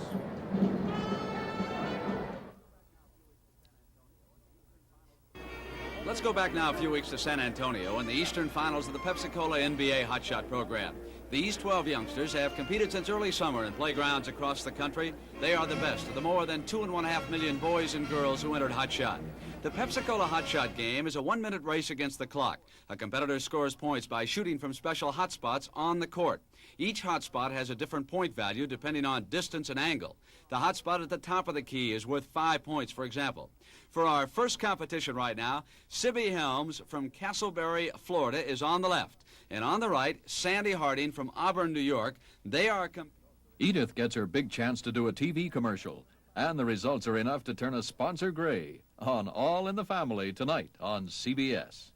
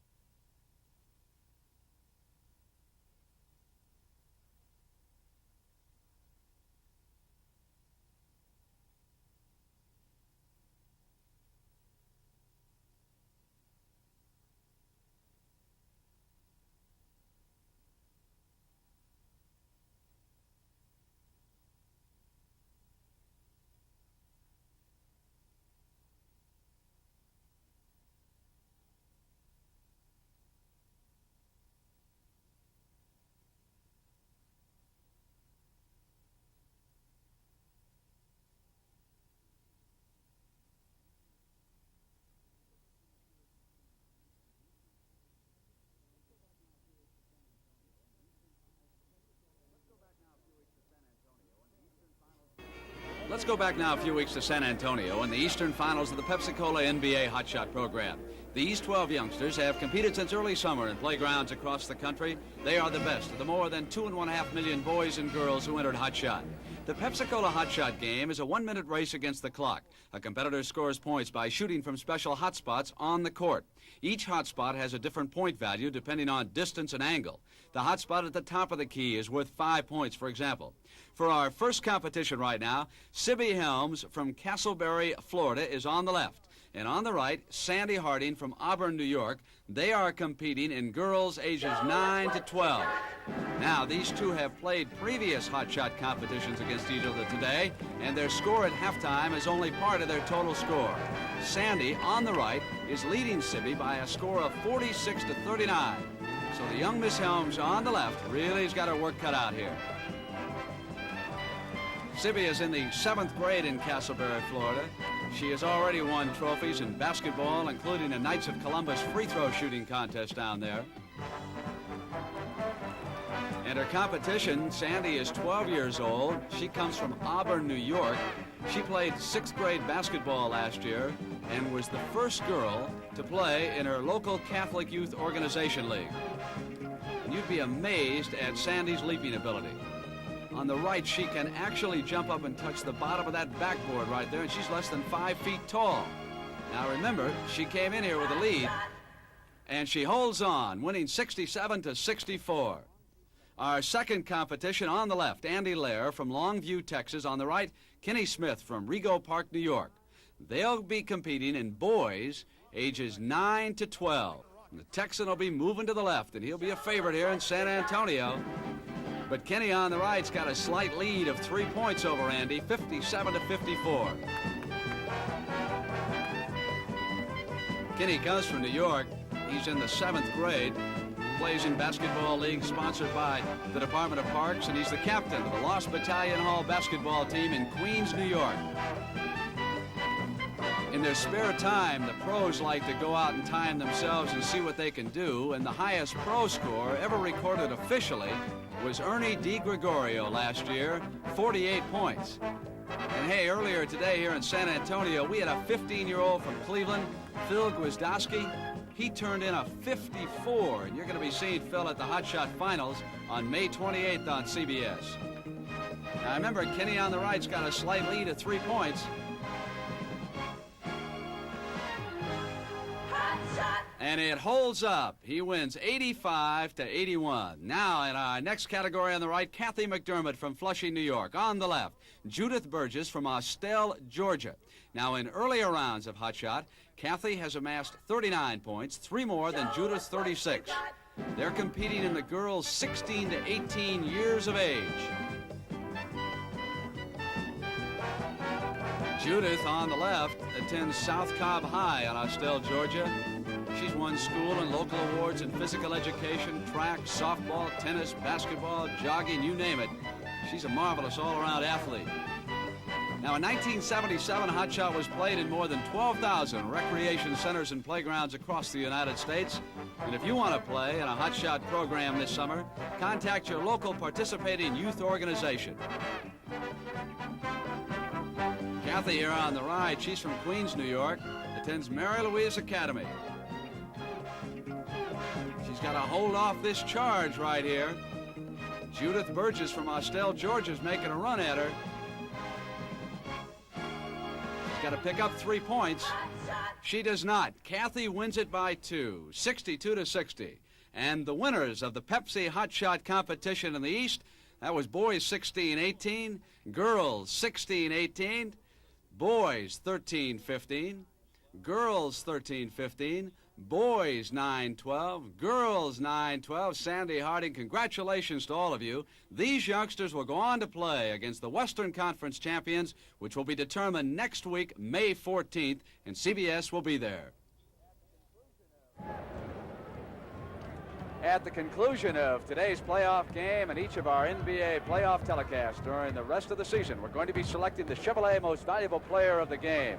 Now, in conjunction with this award, Chevrolet will present a check for $1,000 to the General Scholarship Fund at the Players College or University. Any student may be eligible to benefit from the scholarship funds. Today's winner will be announced at the end of the telecast. Rick Berry, John Havlicek, and I will be voting for the MVP, and should we disagree, then our producer Bob Stenner will have to cast that deciding vote. So we are at halftime, 61-56. Seattle with the lead over Denver. 12 fouls against Seattle in the first half and 21 against Denver. I wouldn't do this with anything but a Lufkin. I wouldn't measure this with anything but a Lufkin. I wouldn't do this with anything but a Lufkin. The pros use Lufkin because Lufkin holds up on the job. And the Lufkins the pros use, you can use because they're available in your local stores. Right now, get this cap free when you buy these Lufkin tapes. Lufkin, another fine name from the Cooper Group. I like pickles, but they don't like me. Send your stomach some Digel. I like pizza, but it doesn't like me. Send your stomach some Digel. Digel's special combination of antacid and anti-gas ingredients gives you fast, gentle relief from acid indigestion, heartburn, and gas in just minutes. I like hot dogs, but they don't like me. Send your stomach some Digel. You know what you could do with Mobile One? You can now drive from New York to Los Angeles without an oil change. And back. And back again. And back. And back again. And back. And back again. And back. 25,000 miles. 25,000 miles without an oil change. That's what you can do with Mobile One. Take any razor available in America. Any razor.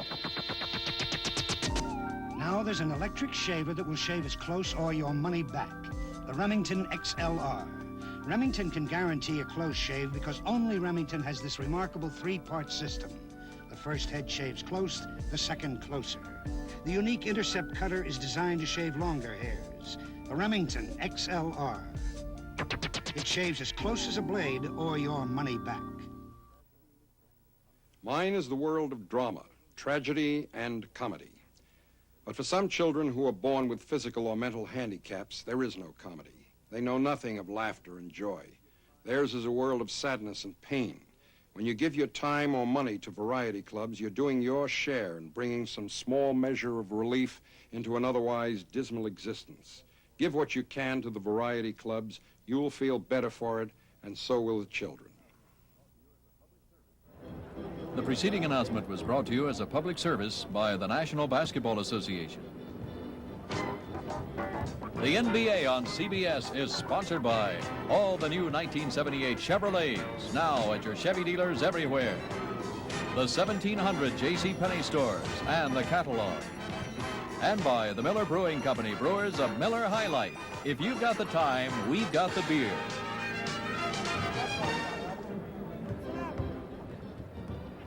John, we see the statistics up there in front of us. What are your impressions of that first half? Well, I think that during the second quarter, the Sonics started to play a little better defense, and they took it inside a little more, which allowed them to go to the free throw line considerably more than the Nuggets. The other thing that I thought helped them was the fact that Paul Silas plays such a specific role on this team. He kept the rebounds alive for 2 or 3 shots, and that gives a tremendous lift to a team. He also had 7 rebounds, and these are the things that really don't show up that much. If you had to pick out one player on that Seattle team who did a super job outside of Paul and Sigma, who didn't shoot well but did get to the line, get 13 points, would have to be Dennis Johnson after that tough game with that bad finger. 5 for 6 from the floor, 4 for 7 for the line, 3 rebounds, 3 assists, 14 points. But more importantly, his defensive job against David Thompson. David Thompson, the man so key for Denver. Brent, 2 for 8 from the floor. He's only got 6 points here at the half. Right now, Dennis Johnson, the key figure in this basketball game, aside from the fact that Seattle, as John pointed out, playing that tough overall team defense. Rick John alluded to the free throw situations. Not unusual when Seattle comes here. Now on Friday night, we've told you that they scored 47. I went back and checked their last regular season game here. Lenny Wilkens' Sonics came away with 31 points that night from the line, or 10 more than Denver's. They won that game by 2 points. And here already they put 23 of their 61 points up there via the free throw line. So they are definitely attracting fouls in bunches from this Denver team. 61-56, Sonics with the 5-point lead. We start quarter 3, the Sonics in their traveling green. Williams and Dennis Johnson, whom Rick Barry told you about, will bring it up. And it is John Johnson now with possession. Williams cuts to the other side with Wilkerson with that quick step inside.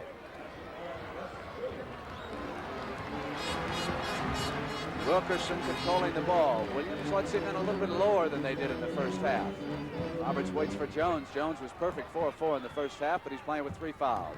Here's Issel coming into Webster. They'll go the other way on the offensive foul, and that's number 4.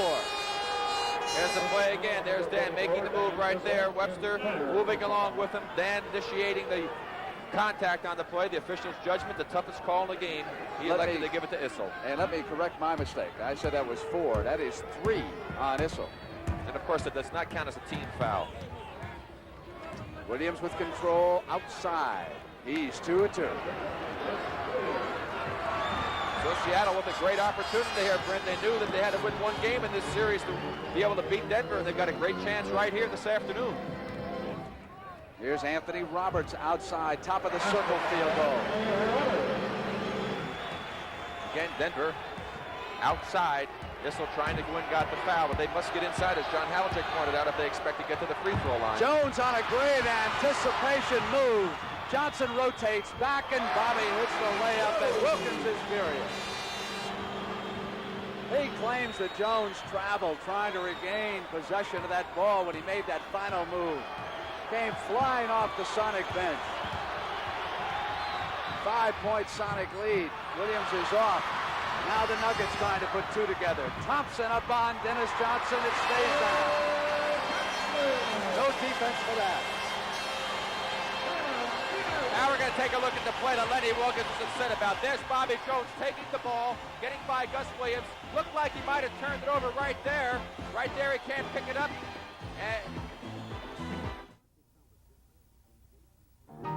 It's hard to tell the difference between JCPenney plain pockets jeans and the world's best-selling jeans. After all, they're both made of tough, heavy denim with good looks and great styling. In fact, you probably couldn't tell the difference at all unless you noticed the fancy stitching on the back of those famous jeans, or the money you saved on plain pockets. JCPenney plain pockets. The big difference between us and them is the pocket and the price. See what's new today. Last spring, 227 specially equipped Chevy Nova police cars were delivered to the Jacksonville, Florida Sheriff's Department. Now, that's a tall order, but no surprise, because law enforcement agencies in 47 states have made Chevy Nova America's best-selling police compact.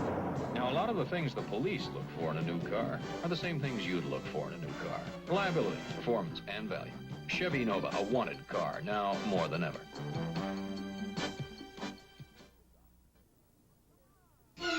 You work the docks. The ships are too big, the loads are too heavy, and the days are too long.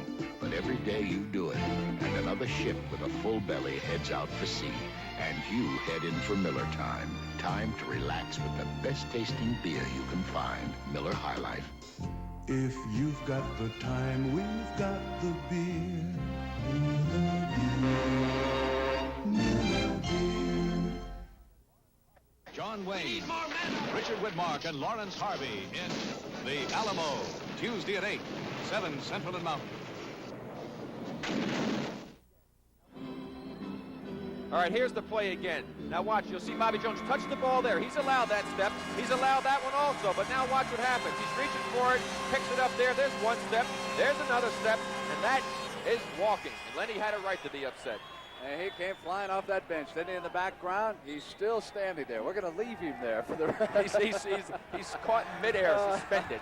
All right, 65-62. Sonics up by 3, 10:20 to go in the third. Dennis Johnson in now to Sigma. Sigma turns on Bobby Jones and hits one outside. Crowd here in Denver, 17,838. In Washington earlier, 19,035. Saw the Bullets win game number 3 from Philly. And the Bullets are 19-0 at home with crowds over 12,000 this year. Roberts up now with a shot is short. Webster outlet in the middle now to DJ. Thompson cuts back on Johnson. Johnson waits. Webster does not go back. It's 4 on 5 right now. Sigma hit from behind, says I got Polax there. All right, it's Wilkerson back for the Nuggets. Off to the side to David Thompson. And Wilkins is giving it to the referees right now. Well, Jack hasn't been shooting the ball particularly good, but you don't expect him to shoot an air ball from 8 feet. Nuggets will try to tighten that defense up without fouling. Johnson's off and Anthony Roberts rebounds. Nuggets can pull to within 1. Johnson cuts Wilkerson off, goes to the left, cuts the baseline underneath. Here's Issel. Not there. Anthony Roberts couldn't control, but he was going up with the Giants, and Webster says, hey, the little man was pushing on him. Roberts really gets up in the air for a guy his size. Thompson keeping Johnson not far away from the hoop as that shot clock goes inside of 8 now. Down towards 5, 4, 3, 2, and Webster hits it with 2 seconds left on the shot clock. 5-point Sonic lead, 8:41 to go in the third.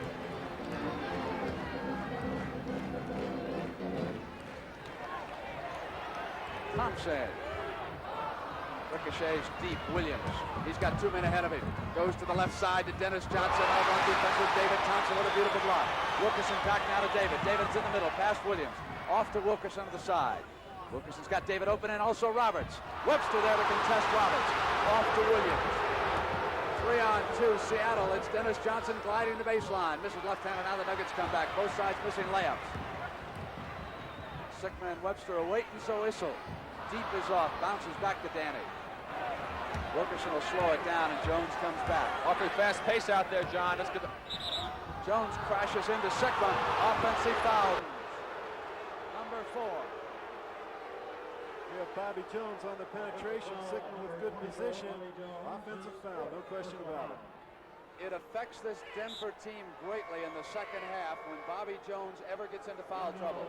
He must go out now with Hillman in.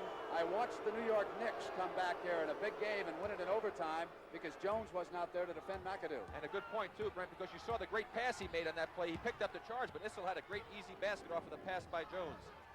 Johnson on the running right-hander. As I pointed out, with that pace, that certainly will have a disastrous effect possibly on Seattle. That makes it awfully tough to breathe up here when you're going that hard. 7-point Sonic lead, 7:31 in the third. Webster trying to seal the horse up, but it comes inside the glass. Field goal Issel. He's been able to drive effectively as a lower center of gravity, and he's able to get around Marvin at times. Marvin wants it right back on him. High pass pulled him outside. He ricochets into Issel that time with the elbow. Offensive foul, Webster. They're battling pretty good. Dan gave Marvin a little bit of a shove on it, but take a look here in the play. Now watch the shove right here that Dan gives him with the forearm. He gets away with not getting a foul called on him there. Now they'll come up, little body again, and this time the left arm, the elbow thrown by Marvin.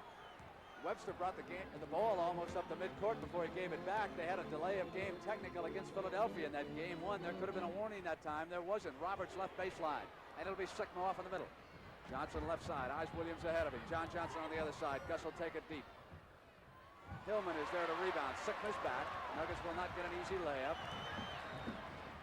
6:45. Wilkerson coming left. Inside of Williams. Dishes now to Issel. Issel's hit by Webster. Chance for a three-pointer. 2 quick fouls on Marvin. 4 yes, fouls. and that is 4 now on him, Brent. Again, Dan Issel, he may not look real smooth doing things as we see the play here. Wilkerson comes. Now watch the good move. He gets Webster to commit. Dishes off to Dan. Dan up to the basket. Marvin reaching over the back, puts it in. So right now, Seattle faces a serious problem. Marvin Webster, a man so important with 4 fouls early in the third.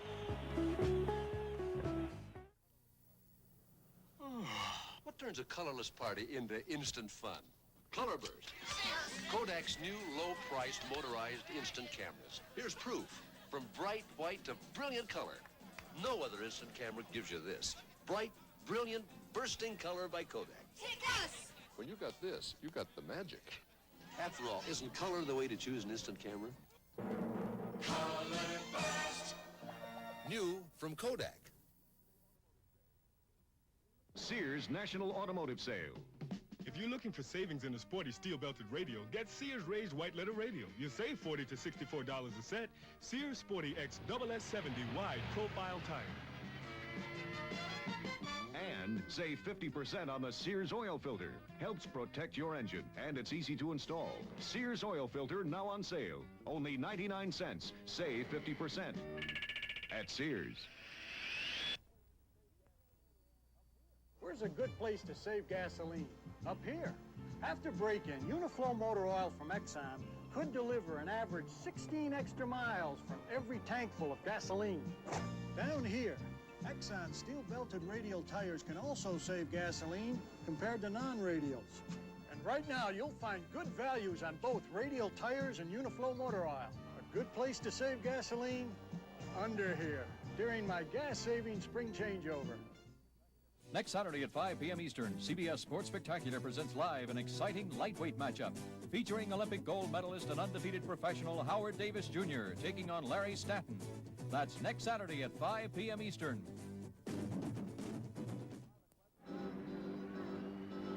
Marvin Webster will take a break, and I mentioned earlier that all signs indicate Marvin will re-sign with Seattle. The New York Knicks cannot approach him. That would be tampering. The report now is that the New York Knicks will talk to the Los Angeles Lakers about the availability of Kareem Abdul-Jabbar. The Lakers have been unable to win that elusive championship in the 3 years that Kareem has played since moving from Milwaukee, and Milwaukee drove Denver to a tough 7-game loss in the playoffs. You saw the replacement, Paul Silas. John Havlicek told you how important he was in the first half. Paul not only gets rebounds, but he sets a lot of picks to free people under there, so he is effective in more ways than one. Sikma is out and Issel is there. Gus Williams now. John Johnson wants to get in behind Roberts. Roberts sags completely off his man. Williams misses. And it'll go now to Denver, but there was a whistle. The ball will go back to Seattle. It was last touched by a Denver Nugget. John Johnson inbounds to DJ. Rejected David Thompson and Silas elbowing offense. No basket. Foul on Silas. Paul Silas a little too aggressive on that rebound. I know that he has Bo Ellis. There's a tremendous weight disadvantage for Bo Ellis, and he took him right to the hoop. Actually didn't have to push off like that. Silas will take Ellis at this end too as Bo pops out with Paul. Now Issel Sigma is there. And he goes into David Thompson who wants to post DJ. Went to the underhand. No basket. David's going to be so much more effective in close to the basket. In fact, the entire Denver team will be. When he gets in there with that tremendous jumping ability he has, he only has a short distance to try to judge his shot. When he goes outside beyond 15 feet, his accuracy has suffered immensely. But they must be careful now with Thompson and Wilkerson. If they both go in on the attack, they got that 5 forward situation again, and the Sonics can get some fast breaks. That weak side forward you're always talking about has got to be aware of that. Yes, and Roberts likes to come into the boards also, so he's going to have to be much more aware of floor balance. Tied at 71 with 6 minutes to go, third quarter. Game 2, Western Conference Championship. Game 3, Wednesday night back in Seattle.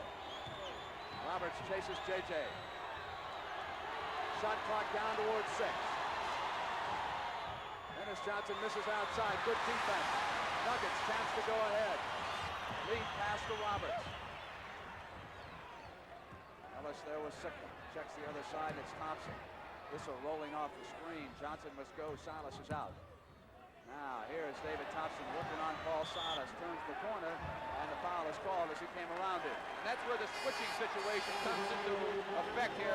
We'll see you have Paul Silas trying to guard David Thompson. An impossible task. There's no way that Paul can keep up with David. He is so quick. He picks up the foul as David goes around him. That's where the switching by Seattle can cause problems for them. 3 team fouls against the Sonics in the third, and none against the Nuggets. The new shifts. Wilkerson misses. Sigma left-handed yanked it in. Off down to DJ, going to the glass, and he crashes to the floor on that left shoulder. He is in pain.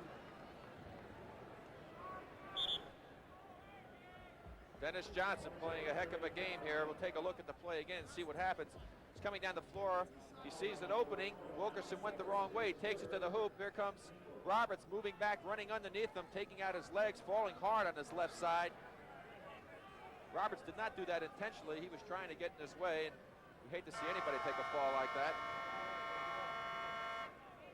Frank Furtado in the yellow, the team trainer, is bending down. Lenny Wilkins is out there, and assistant coach Les Habegger. Been a tough week for a young man by the name of Dennis Johnson out of Pepperdine. Dislocated middle finger on the right hand in practice, but he's all right here. Brent, so many times you see things happen. The last sequence defensively before this one, Denver did a heck of a job. They really improved on their defense from the team standpoint, forced a tough shot by Johnson. They got it up the floor. They slowed it down wisely. Then all of a sudden Wilkerson takes a very bad shot from the outside. So you make a couple of good plays and you turn around and make a mistake and you give the other team an opportunity to get back in it again. Mentioning David Thompson going in low, I noticed that when I played him at the guard position and a forward position, it seems like he's a little more effective at the forward position because he has more freedom to do things. He's handling the ball right now and bringing it up. Number 33. Goes to Anthony Roberts, and there's Thompson trying to get in low, and Johnson trying to keep him out of this spot. Johnson using nothing but muscle on him now. Wilkerson glides, and they hit Roberts, who cut behind the Ellis screen. 73-72 Nuggets, and 4:52 to go, third quarter. Williams with a spinning move inside. Foul call on Roberts, and Issel was there squeezing him too. There's the play again. Gus Williams, great individual effort, makes the move, sees a little opening, goes through, crashes into Anthony Roberts, and John Vanek called the foul on Roberts. It certainly looked like Gus initiated the contact there, John. Well, he didn't have much of an opening. I think he did cause a little bit of it. That is the 4th foul on Anthony Roberts as Williams misses from the line. Ralph Simpson checks in, and if Roberts goes out, it means that Thompson now will play forward all the way, and Simpson will go into the backcourt, which is exactly what they're going to do. We'll see what they do with the switch. Dennis Johnson is going to stay with Dave. He's been doing such a good job on him. Johnny Johnson will move on Simpson in the backcourt. And Wally Walker will come in for Lenny Wilkins. So with the game tied, we've got 4:40 to go. On on the attack. Wilkerson, Simpson, Thompson, Issel, and Ellis up front. EJ is staying right with David. Here is Ellis on the turnaround against Silas. Sigma rebounds. Marvin Webster being arrested after those 2-foot fouls gave him 4. Here's John Johnson, 27. Williams again taking that outside shot. 2-point Sonic lead, 4-14. As long as that shot's going in, it works effectively, but if he starts missing it, it's going to hurt them later on. Simpson will take Johnson over for the double screen. Now Thompson pops away from it. Elects to come inside the left hand side of the key. He's got that great hang time, and when he has that ability to look at the basket for a long period of time, he's going to make it.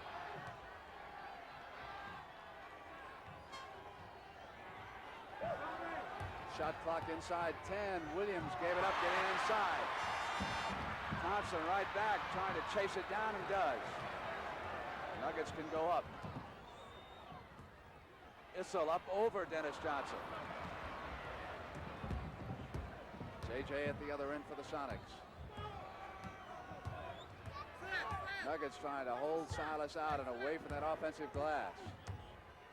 Jack Sigma walking up the floor. I think if he would have run that time, he would have had a real good chance for an opportunity. Silas didn't even see the basket when he threw that one up right-handed that time.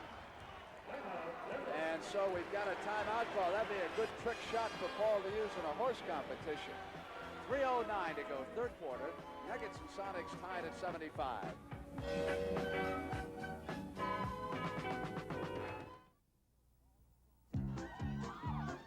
All across our land, people know our brand. You can trust AC. Thanks, AC. Spark plugs by AC. We'll help you smile throughout the miles. You can trust AC. Thanks, AC. Spark plugs by AC. So when you want to go, we're the name to know. You can trust AC. Thanks, AC. Spark plugs by AC. Firing spark plugs by AC. We've been telling you that the best reason to buy a Black & Decker string trimmer is that it makes trimming your grass as easy as this. Well, here's another good reason. Money. Because if you buy one now, together with $5 worth of grass seed, fertilizer, or lawn care products, we'll give you $3 or $5 depending on the model you buy. Just send us the required proofs of purchase and get your Black & Decker rebate now.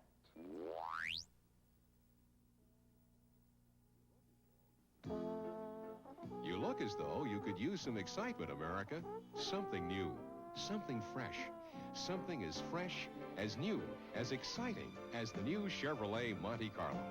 The new Monte Carlo surrounds you with personal luxury, with quiet comfort, with a surprising amount of room. But most of all, it surrounds you with genuine driving pleasure. So come drive one and put a little distance between yourself and the crowd.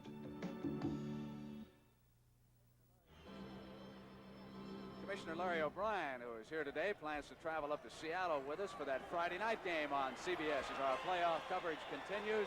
That, of course, will be game 4 of this series, 11:30 p.m. Eastern Time, Friday night, Denver in Seattle, where those tough Supersonics have won 17 games in a row. And right now, Brent, that rebound situation, both teams, 36 rebounds apiece, so maybe the team that takes over on the boards may just win this game because we're tied at 75. With 3:04 to go in the third, Wilkerson, Thompson, Issel, Ellis, and Simpson.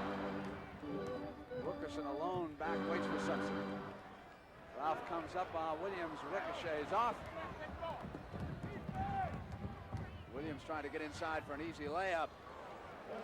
Was not easy, but he got the layup. That's where Gus does his best, an open floor situation.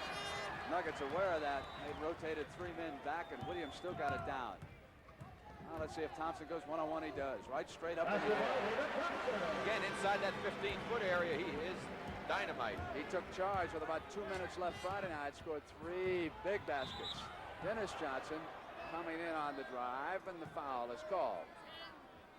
Ralph Simpson picking up that one. That's his second, and Darnell Hillman boards in for Issel. On the floor for the Sonics, we've got Walker, Silas, Dennis Johnson, Jack Sickman. Gus Williams will inbound the ball to Silas. Sigma has a height advantage on Hillman. Darnell keeping that left arm up. Sigma turns on him. He'll go to it now. No. Offensive foul. Darnell playing good body position that time. Jack Sigma a little over anxious to watch the play. There's a square up move. Makes the move to the right. Darnell, pretty good position. Moves again. It's Jack jumping into Darnell. Good call that time by John Bannock. David Thompson, who scored but 6 points in the first half as Lenny Wilkins checks the Seattle Supersonics situation, has gone out. So Freddie Brown will come in now for Seattle. Robert Smith is out there. Thompson scored 10 points already this quarter, and he's being rested. Smith ball movement to Wilkerson from the perimeter. All Green left the rebound. Not a good Inside of shot. 2 minutes. Not a good shot, Brent. That's not what Larry Brown wants his team to do, and I'm sure that Seattle is thrilled to see that. Sonics can go up by 2. Wally Walker. And Silas positioning himself, and it was Bo Ellis coming in over the top and now squawking. There's the shot by Wally Walker. Watch Paul Silas. Look at him use his body. He's just backing Bo Ellis right out of the way, using that superior experience that he has and also his body weight. So Dennis Johnson, who's done that outstanding defensive job, goes out, and Freddie Brown, number 32, is in. The free throw line so far this quarter, 4 points for Seattle and 3 for Denver. Neither team yet in the penalty, although the Nuggets are there. 14 fouls and 3 against the Sonics. Seattle might be wanting to go to Jack Sigma because Darnell Hillman has 4 fouls, and they're going to try and take it to him. In and out for Walker. Wilkerson back with a score even at 77. Smith goes to Ellis. A lot of young people in the game for Denver, Brent. Hillman on the turnaround. Larry Brown showing a lot of confidence in his bench at this stage of the game. Tom Lagarde will come in. He's running it like Dean Smith. Players in and out. And Gus Williams for the right corner. Let's see what Fred can do here. But Brent, he was 3 for 10 in the first half. Very unusual for Fred Brown. I'm sure he's feeling the effects of the flu. Sonics know they'll get it back at least once. Denver will have a possession after this. 10 seconds on the shot clock. Smith, good move, goes to the glass. 2-point Nugget lead. Brown back down. Wilkerson reaching in from behind, staying away from the foul. This time Walker. Boy, did he get wide open. He had a double team that time, and he picked up the open man very well. I think Paul Silas set a back screen on his man, John. Here's Smith. Shot clock to 13. Sonics will get it back for the last shot. Tied at 81. Williams on the steal. Walker leads him, and Gus will put it away.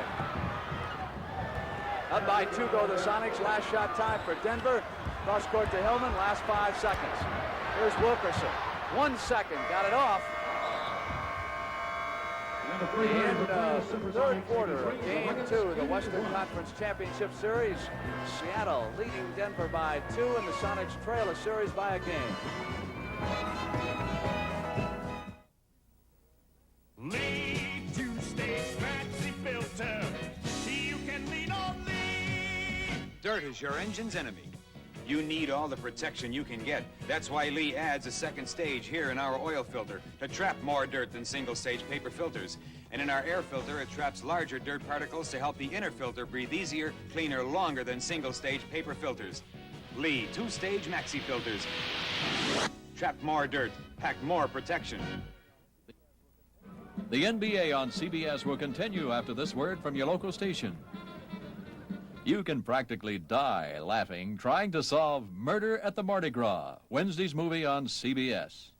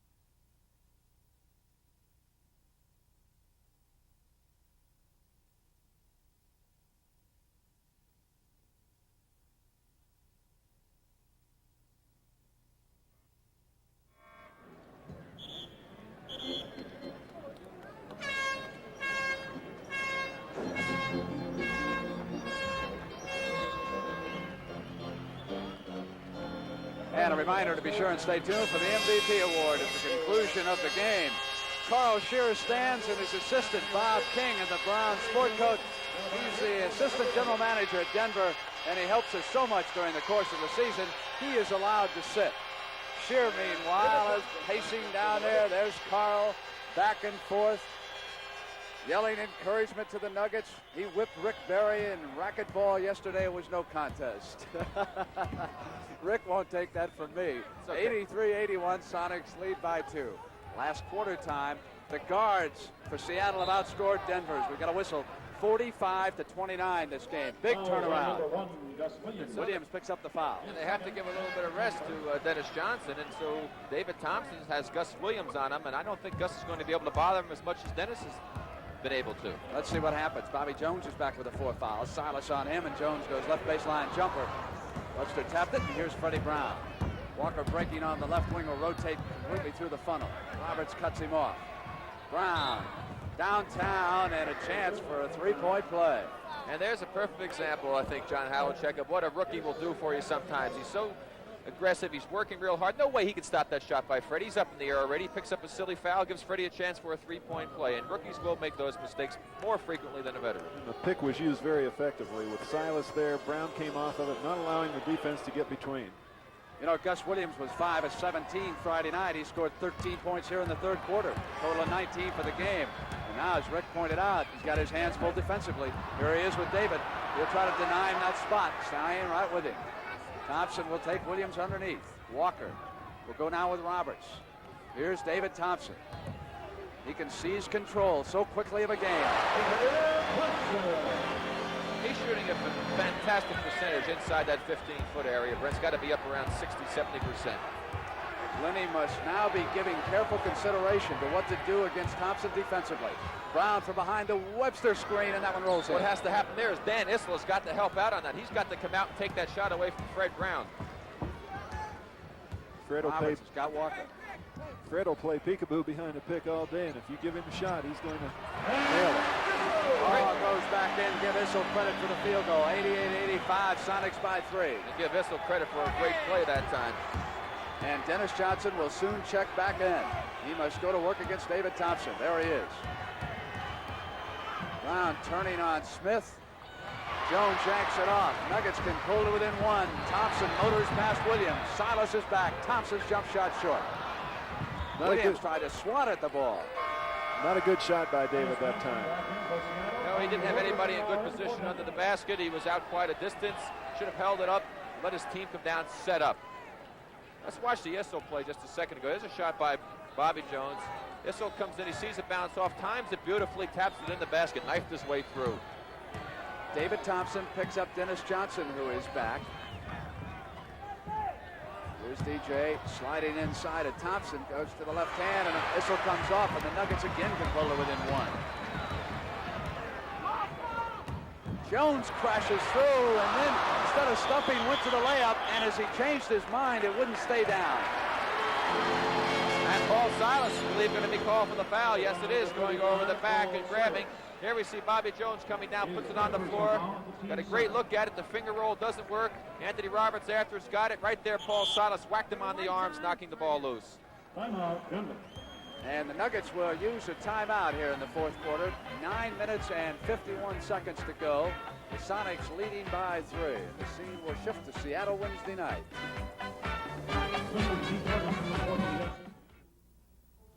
Energy for a stronger America. It starts here on the North Slope, the incredible 800-mile Trans-Alaska Pipeline. Now that it's completed, the oil it carries will reduce the payments America makes for foreign oil by billions of dollars each year. And each tanker of North Slope oil leaving Valdez Harbor carries a vital new source of energy for a strong America. The Kawasaki KZ400. Morning, Mr. Thomas. So easy and fun to ride. Morning, Mr. Thomas. People ride it everywhere. It's slender, nimble, with a smooth, dependable electric start 4-stroke engine. Front disc brake, the works. The price? See your Kawasaki dealer. You'll see why it's the best-selling 400cc bike in America. Hey, who took my parking space? Morning, Mr. Thomas. Kawasaki, let's the good times roll. Kawasaki, let's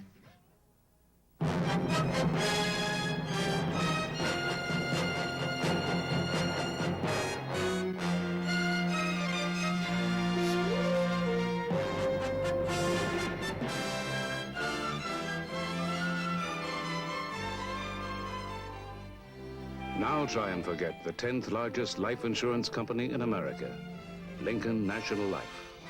We're easy to remember.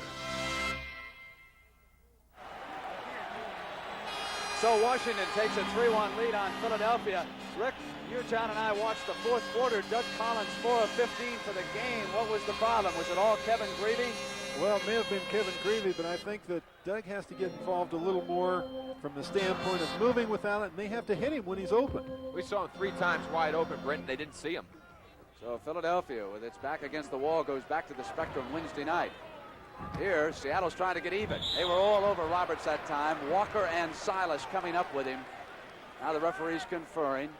There's the play here. Roberts with the post. Could have easily been foul. Could have easily been a push off by Wally Walker. Silas right up inside, picks up the foul. That's 4 on Paul. 3 team fouls on the Sonics. Only 1 this time on the Nuggets. So a little bit of a turnaround on that foul situation. Brent, back to that Philadelphia game one more time about Doug Collins. When I say he was open 3 times, that was during the crucial part of that fourth quarter when the game was still in question. And I really believe that Doug, when he doesn't get the ball, starts to do too many things on his own, and he does not become quite as effective. 88-87 here in Denver with 9 minutes and 39 seconds to go. Sonics up by a point.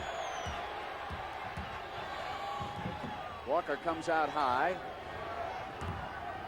Silas not moving right now. In fact, the Sonics are rather quiet on offense. They go back to Walker, drives in. Offensive foul. Bad choice by Wally Walker. Again, he's standing at the free throw line, wide open. He should have taken the shot. And also great team defense that time by Denver. Everybody adjusted beautifully. You see the double team. There's the pitch. Now watching the picture, David Thompson will come from the weak side. There's the weak side help we talked about. Good defense by Denver. 4 fouls on Walker. Nuggets can seize the lead. Let's see what they come up with. Bissell positions low. Here's David Thompson.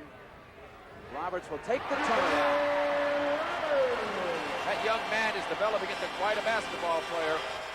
20 points for Anthony Roberts, the rookie from Oral Roberts, whom we judge to be the most valuable player Friday night.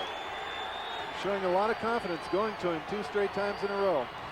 On the give off to Johnson, foul coming underneath, and Anthony Roberts was the man who was right there, and that's number 5, and they can ill afford to lose Let's him. watch the play here. Dan Issel should have been the man to step out. Roberts got caught up behind the screen, came over a little bit too late to help out. If Dan Issel had stepped to the baseline, he could have shut that play completely off. The only option would have been a roll to the hoop as Jack Sigma comes back in. And Walker goes over to the bench and sits down alongside Lenny Walker.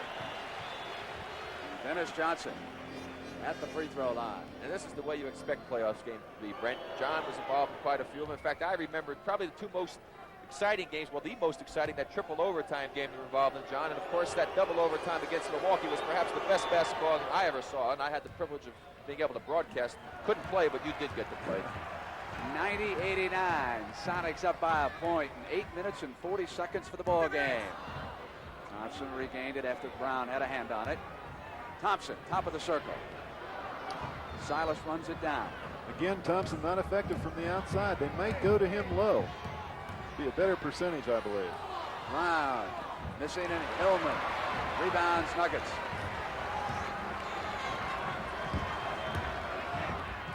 Hillman inside will take the shot on Sigma.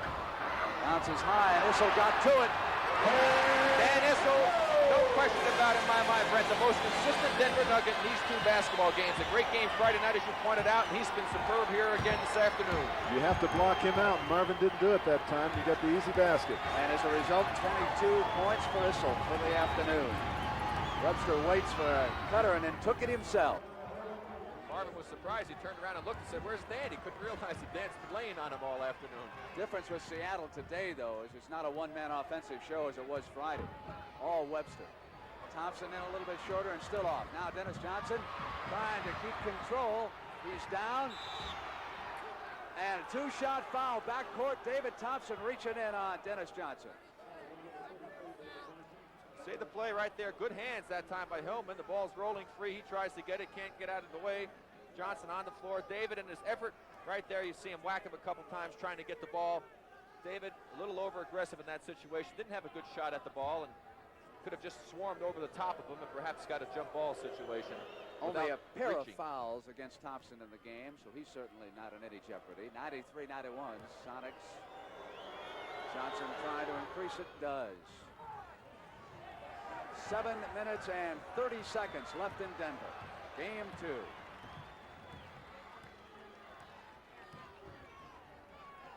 Thompson out away from the basket again. Now he glides in and goes to Hillman. Hillman shot and Issel again. 2 big offensive rebounds by Danny Issel. Can't give him enough credit, Brent. Playing a super basketball game out here. Sigma puts it down on Jones. Comes up on Issel. It'll go. That's the kind he made against Portland in that crucial game up in Seattle. Game number 4, I believe it was. Ball's bounced around and fell in the hoop.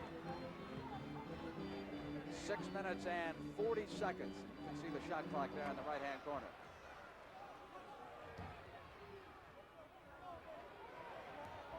Thompson goes one-on-one as they clear out goaltending.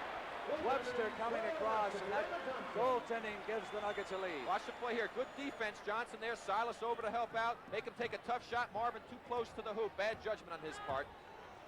Last 2 times. Sonics are still ahead by 1 point. They were ahead by 3. Now Brown goes back up to make it 3 again. So it is still Seattle, 98-95 and 6:22. Here you see Freddie getting by his man Wilkerson, overcommitted. He comes in, a typical Freddie Brown move. Little double clutch action, moved it to the side. Lucky he didn't get called for that left arm, John, pushing off. Well, he had a little help there by moving the man out of the way. So we got 6:22 5 left. fouls now on Darnell Hillman and a timeout in Denver. America, if you've got a taste for value like you've got a taste for apple pie, you've got to love Chevrolet's all-new mid-size Malibu. It's got more headroom, more legroom, more usable trunk room, and better mileage estimates. To top it all off, it's got a beautiful trim new body by Fisher and Chevy value through and through. The all-new mid-size Malibu. You're going to eat it up. 100 miles from nowhere, you prospect for black gold, punching holes in the seafloor, knowing that more often than not you'll come up empty.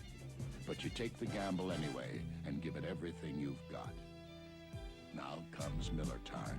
Time to head for shore and the best tasting beer you can find. Miller High Life. If you've got the time, we've got the beer, Miller Beer. This is the world's most revolutionary telephone switching invention. We call it Super Switcher. It handles 4 times more calls and may save us $1 billion a year. Just imagine that each of these cars is a long-distance call. Super Switcher could handle 5 days traffic on a busy LA freeway. That ought to prevent traffic jams on your long-distance calls. Bell System Technology, keeping your phone system the best in the world. Next Saturday and Sunday at 4 p.m. Eastern, CBS Sports presents live coverage of the Colonial National Invitation from Fort Worth, Texas. That's next Saturday and Sunday at 4 p.m. Eastern.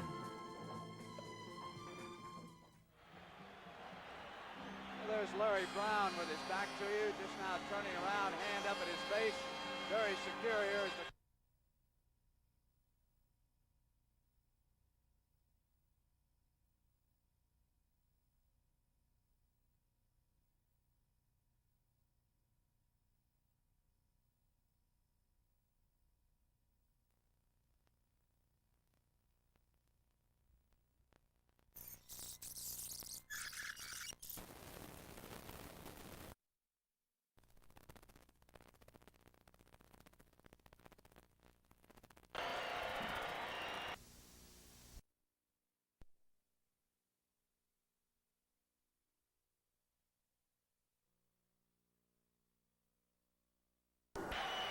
can't give him enough credit, Brent.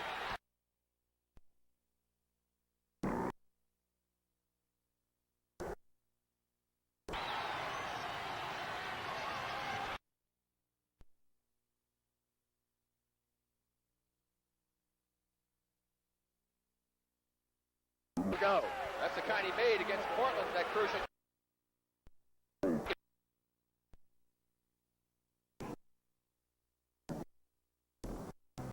The hoop. 6 minutes and 40 seconds. You see the shot clock there in the right-hand corner.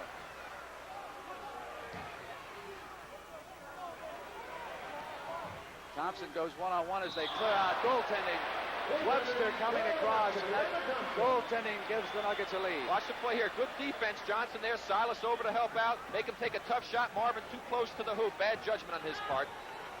Last two times. Sonics are still ahead by 1 point. They were ahead by 3. Now Brown goes back up to make it 3 again. So it is still Seattle, 98-95 and 6:22. Here you see Freddie getting by his man Wilkerson, overcommitted. He comes in, a typical Freddie Brown move. Little double clutch action, moved it to the side. Lucky he didn't get called for that left arm, John, pushing off. Well, he had a little help there by moving the man out of the way. So we got 6:22 5 left. fouls now on Darnell Hillman and a timeout in Denver. America, if you've got a taste for value like you've got a taste for apple pie, you've got to love Chevrolet's all-new mid-size Malibu. It's got more headroom, more legroom, more usable trunk room, and better mileage estimates.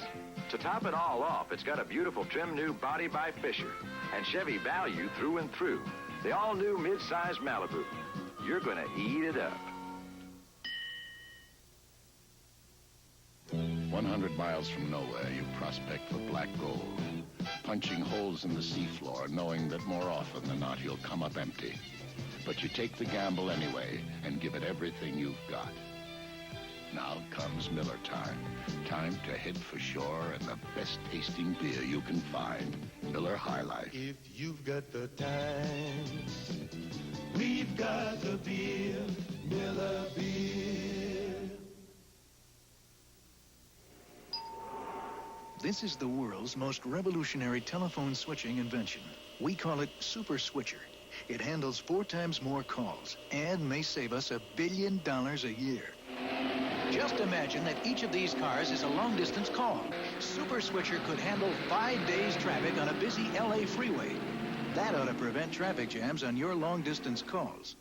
Bell System Technology, keeping your phone system the best in the world. Next Saturday and Sunday at 4 p.m. Eastern, CBS Sports presents live coverage of the Colonial National Invitation from Fort Worth, Texas. That's next Saturday and Sunday at 4 p.m. Eastern.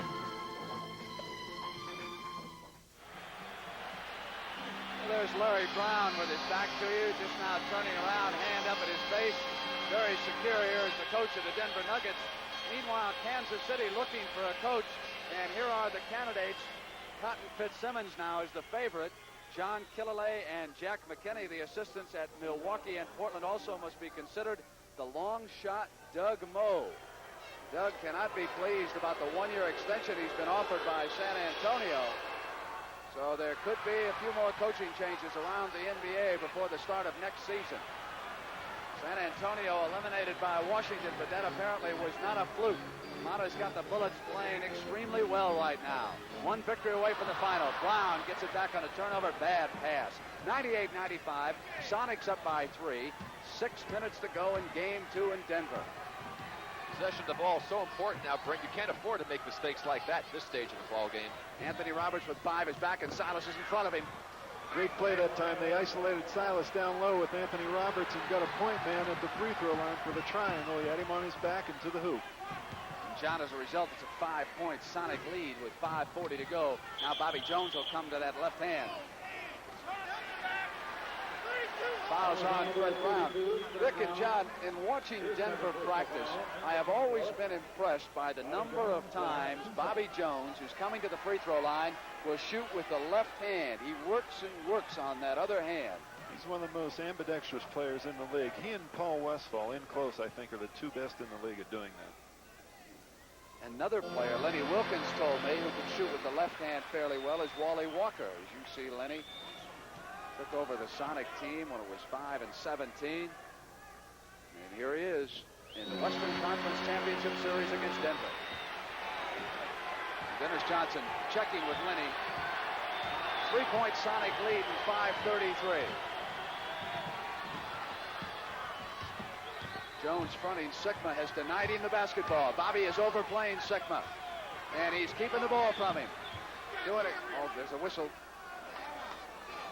Bobby Wilkerson going to be picked up with a foul against Freddie Brown. Now, they're going at it hot and heavy. Of course, Wilkerson took that tomahawk foul. Let's watch the play here. It's going to be in your left part of your screen if you can see something here. Right over there, you saw Freddie falling into the picture as Wilkerson gave him a little push. Brown complaining.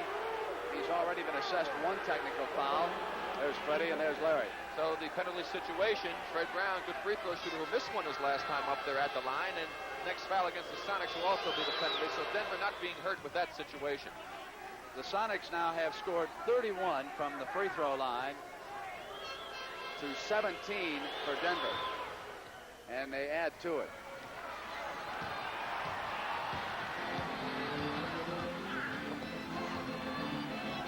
Issel wants it low, and Silas has got him fronted and cut off. Sikma also was watching Issel. Danny now with possession. And here's Jones going to the left hand, going to the glass, blocking, foul called. Basket counts. What a great shot that time. We talked about the left hand, and we're going to see it right here as Dan Issel pitches it out to Bobby Jones. He sees Freddie out of position, takes it to the hoop, up with the left hand. Sikma moving into him. Great touch off the board. Bobby Jones, two big plays in a row, driving to the hoop, something he does so very effectively. And a good call by the official that time. This can make it a 2-point lead, and it does. 3 points for Bobby Jones.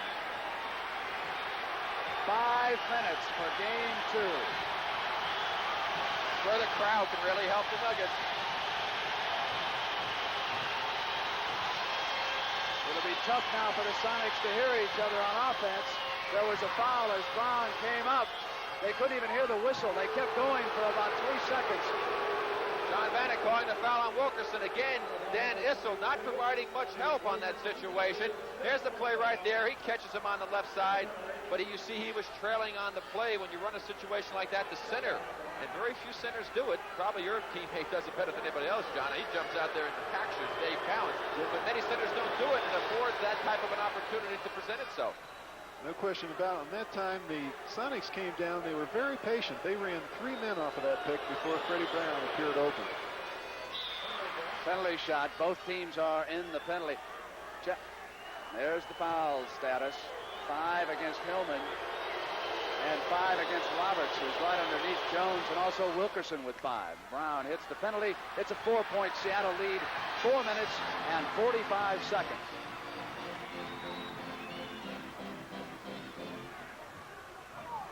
Thompson trying to get free, and Roberts does. Webster with control, and here's Brown with the ball. There's where the Lenny Wilkins is talking to Freddie Brown. He took it right over there for some advice. He just dribbled it right to the coach. The mere presence that time of the big fella Webster in the middle caused Anthony Roberts to miss that shot. But Roberts got free as he tossed it up. He's active on offense. He'll move without the ball for you. Here's Freddie Brown giving it up this time. Dennis Johnson far away from the hoop. Jones off now to Denver. They can reduce the lead to 2. 4 minutes. Good defense that last time down the floor by Denver.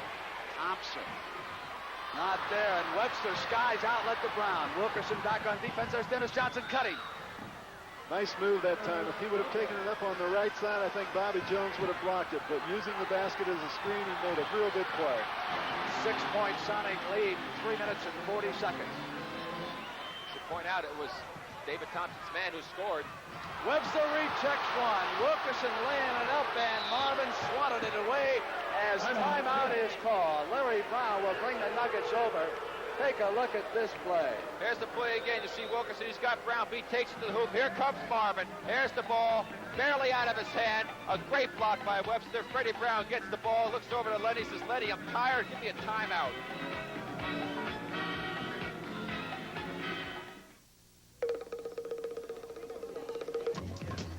Sir, what's the hurry? Going to rent a car. Oh, well, you don't have to run. Gotta run. Oh, no, if you had an Avis Wizard number, you could walk. Walk? Call toll-free and let our Wizard system do the running. Just show a major credit card, license, sign, and get the car. I don't have to run through airports? Not with Avis. I can walk through airports. We try hard, Avis, we don't know another way. I'm walking through airports. If you're on the fence about getting rid of your gray hair with Grecian formula, 2 million men all over the country have already done it. Meet a few of them. It works slowly. My hair looks so natural, no one even noticed. My hair is back to brown again.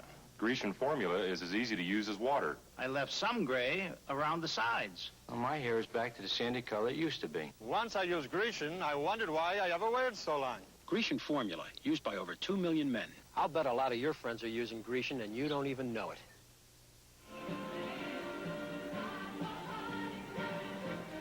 All right, thanks now to our producer, Robert Stenner. He also kept Rick very active in racquetball. Stenner, an old baseball player, still got some moves. And our director, Tony Verna, who hopes to catch a firm trying to win a Triple Crown in the Belmont. The next leg, of course, is the Preakness. Our associate producer, Bob Dunphy, he too, like Dan Issel, had Ali Dar. Only Jimmy the Greek had affirmed. And Marty Murphy, who is here as our field operations engineer. Great job, guys. 3 minutes and 31 seconds, and the Sonics are trying to seize the home court advantage from Denver. They've got a shot. And I'm impressed by the front line that Lenny Wilkens wants to close out with now. Crowd quietly anticipating a comeback here by the Nuggets. They were so emotional in Game 7 Milwaukee, and they could come alive here with a move. Sonics with the ball can make it 8. Here is Sigma. Missing. Silas couldn't get to it. Now the crowd picking it up, and a basket would really improve their tempo. Rejected by Webster again. 2 blocks in a row by Marvin as he erases his 2 shots. A 5-on-4 situation. Robert's getting back a little late. Marvin wants it. 8 points, and the big fella says, okay, let's do it. Issel right back down. He's played so well. Goes to the glass at 6. So many big men run down the floor with their back turned to the ball, and that time Issel took advantage of it. Right now, defensive key for Denver. They have a lot of time left. They have to stop him a few times. Defense is going to determine it. Thompson. Brown drew the switch from Jones. They go back to Sigma on the roll off the pick. So Jack Sigma hits one on the pick and roll, 110-102. It's back to 8 and 2:27, and here's Ralph Simpson. He glides in. Silas was there. Anthony Roberts, the little guy, is every place. Drew the foul as he picked off that rebound from Silas fouling. Here's the play again. You see Simpson coming in, taking it into the hole. Gets by Webster. Silas with a great block. Roberts knifing his way through. That was Silas was guarding him, so he's able to get a free run to the basket. Picks up the foul. Penalty situation. Chance to get it back down to 6. And 5 fouls on Paul Silas, John Havlicek, who has contributed so much. Paul can play with 5 fouls. I think that he's had the experience. He's been in 120 playoff games, so he knows what it's all about. Roberts free throw makes it a 7-point Sonic lead. 2:22. Back to 6. Brown, Johnson, Sigma, Silas, and Webster down the stretch for Lenny. Thompson tried to swing around, and Fred Brown got free. David Gambling trying to come around for the left-hand side. No switch out on Brown, and Issel right back. He's got it. Chance for the three-pointer. Yeah, Dan Issel again making a super play. The last play, David, you don't gamble in this situation with Freddie Brown. As we see the play right here, Issel comes into the hoop, makes a great adjustment with his body to get around Sigma, lays it on the board, picks up the free throw situation opportunity. Chance again to cut it now to 5 points. That's his total today. Shooting for 29. Dan Issel from Kentucky out of Batavia, Illinois. 112-107. Here's the 2-minute warning. The clock will be stopped after each basket to prevent delay of game. Both teams are in the penalty, so the 2-minute change in the team fouls will not affect either squad. Brown uses the glass. He's hot. That was just great individual effort, Dave. It was all over. Credit Freddie Brown with a great shot. And 25 for downtown. 7-point lead.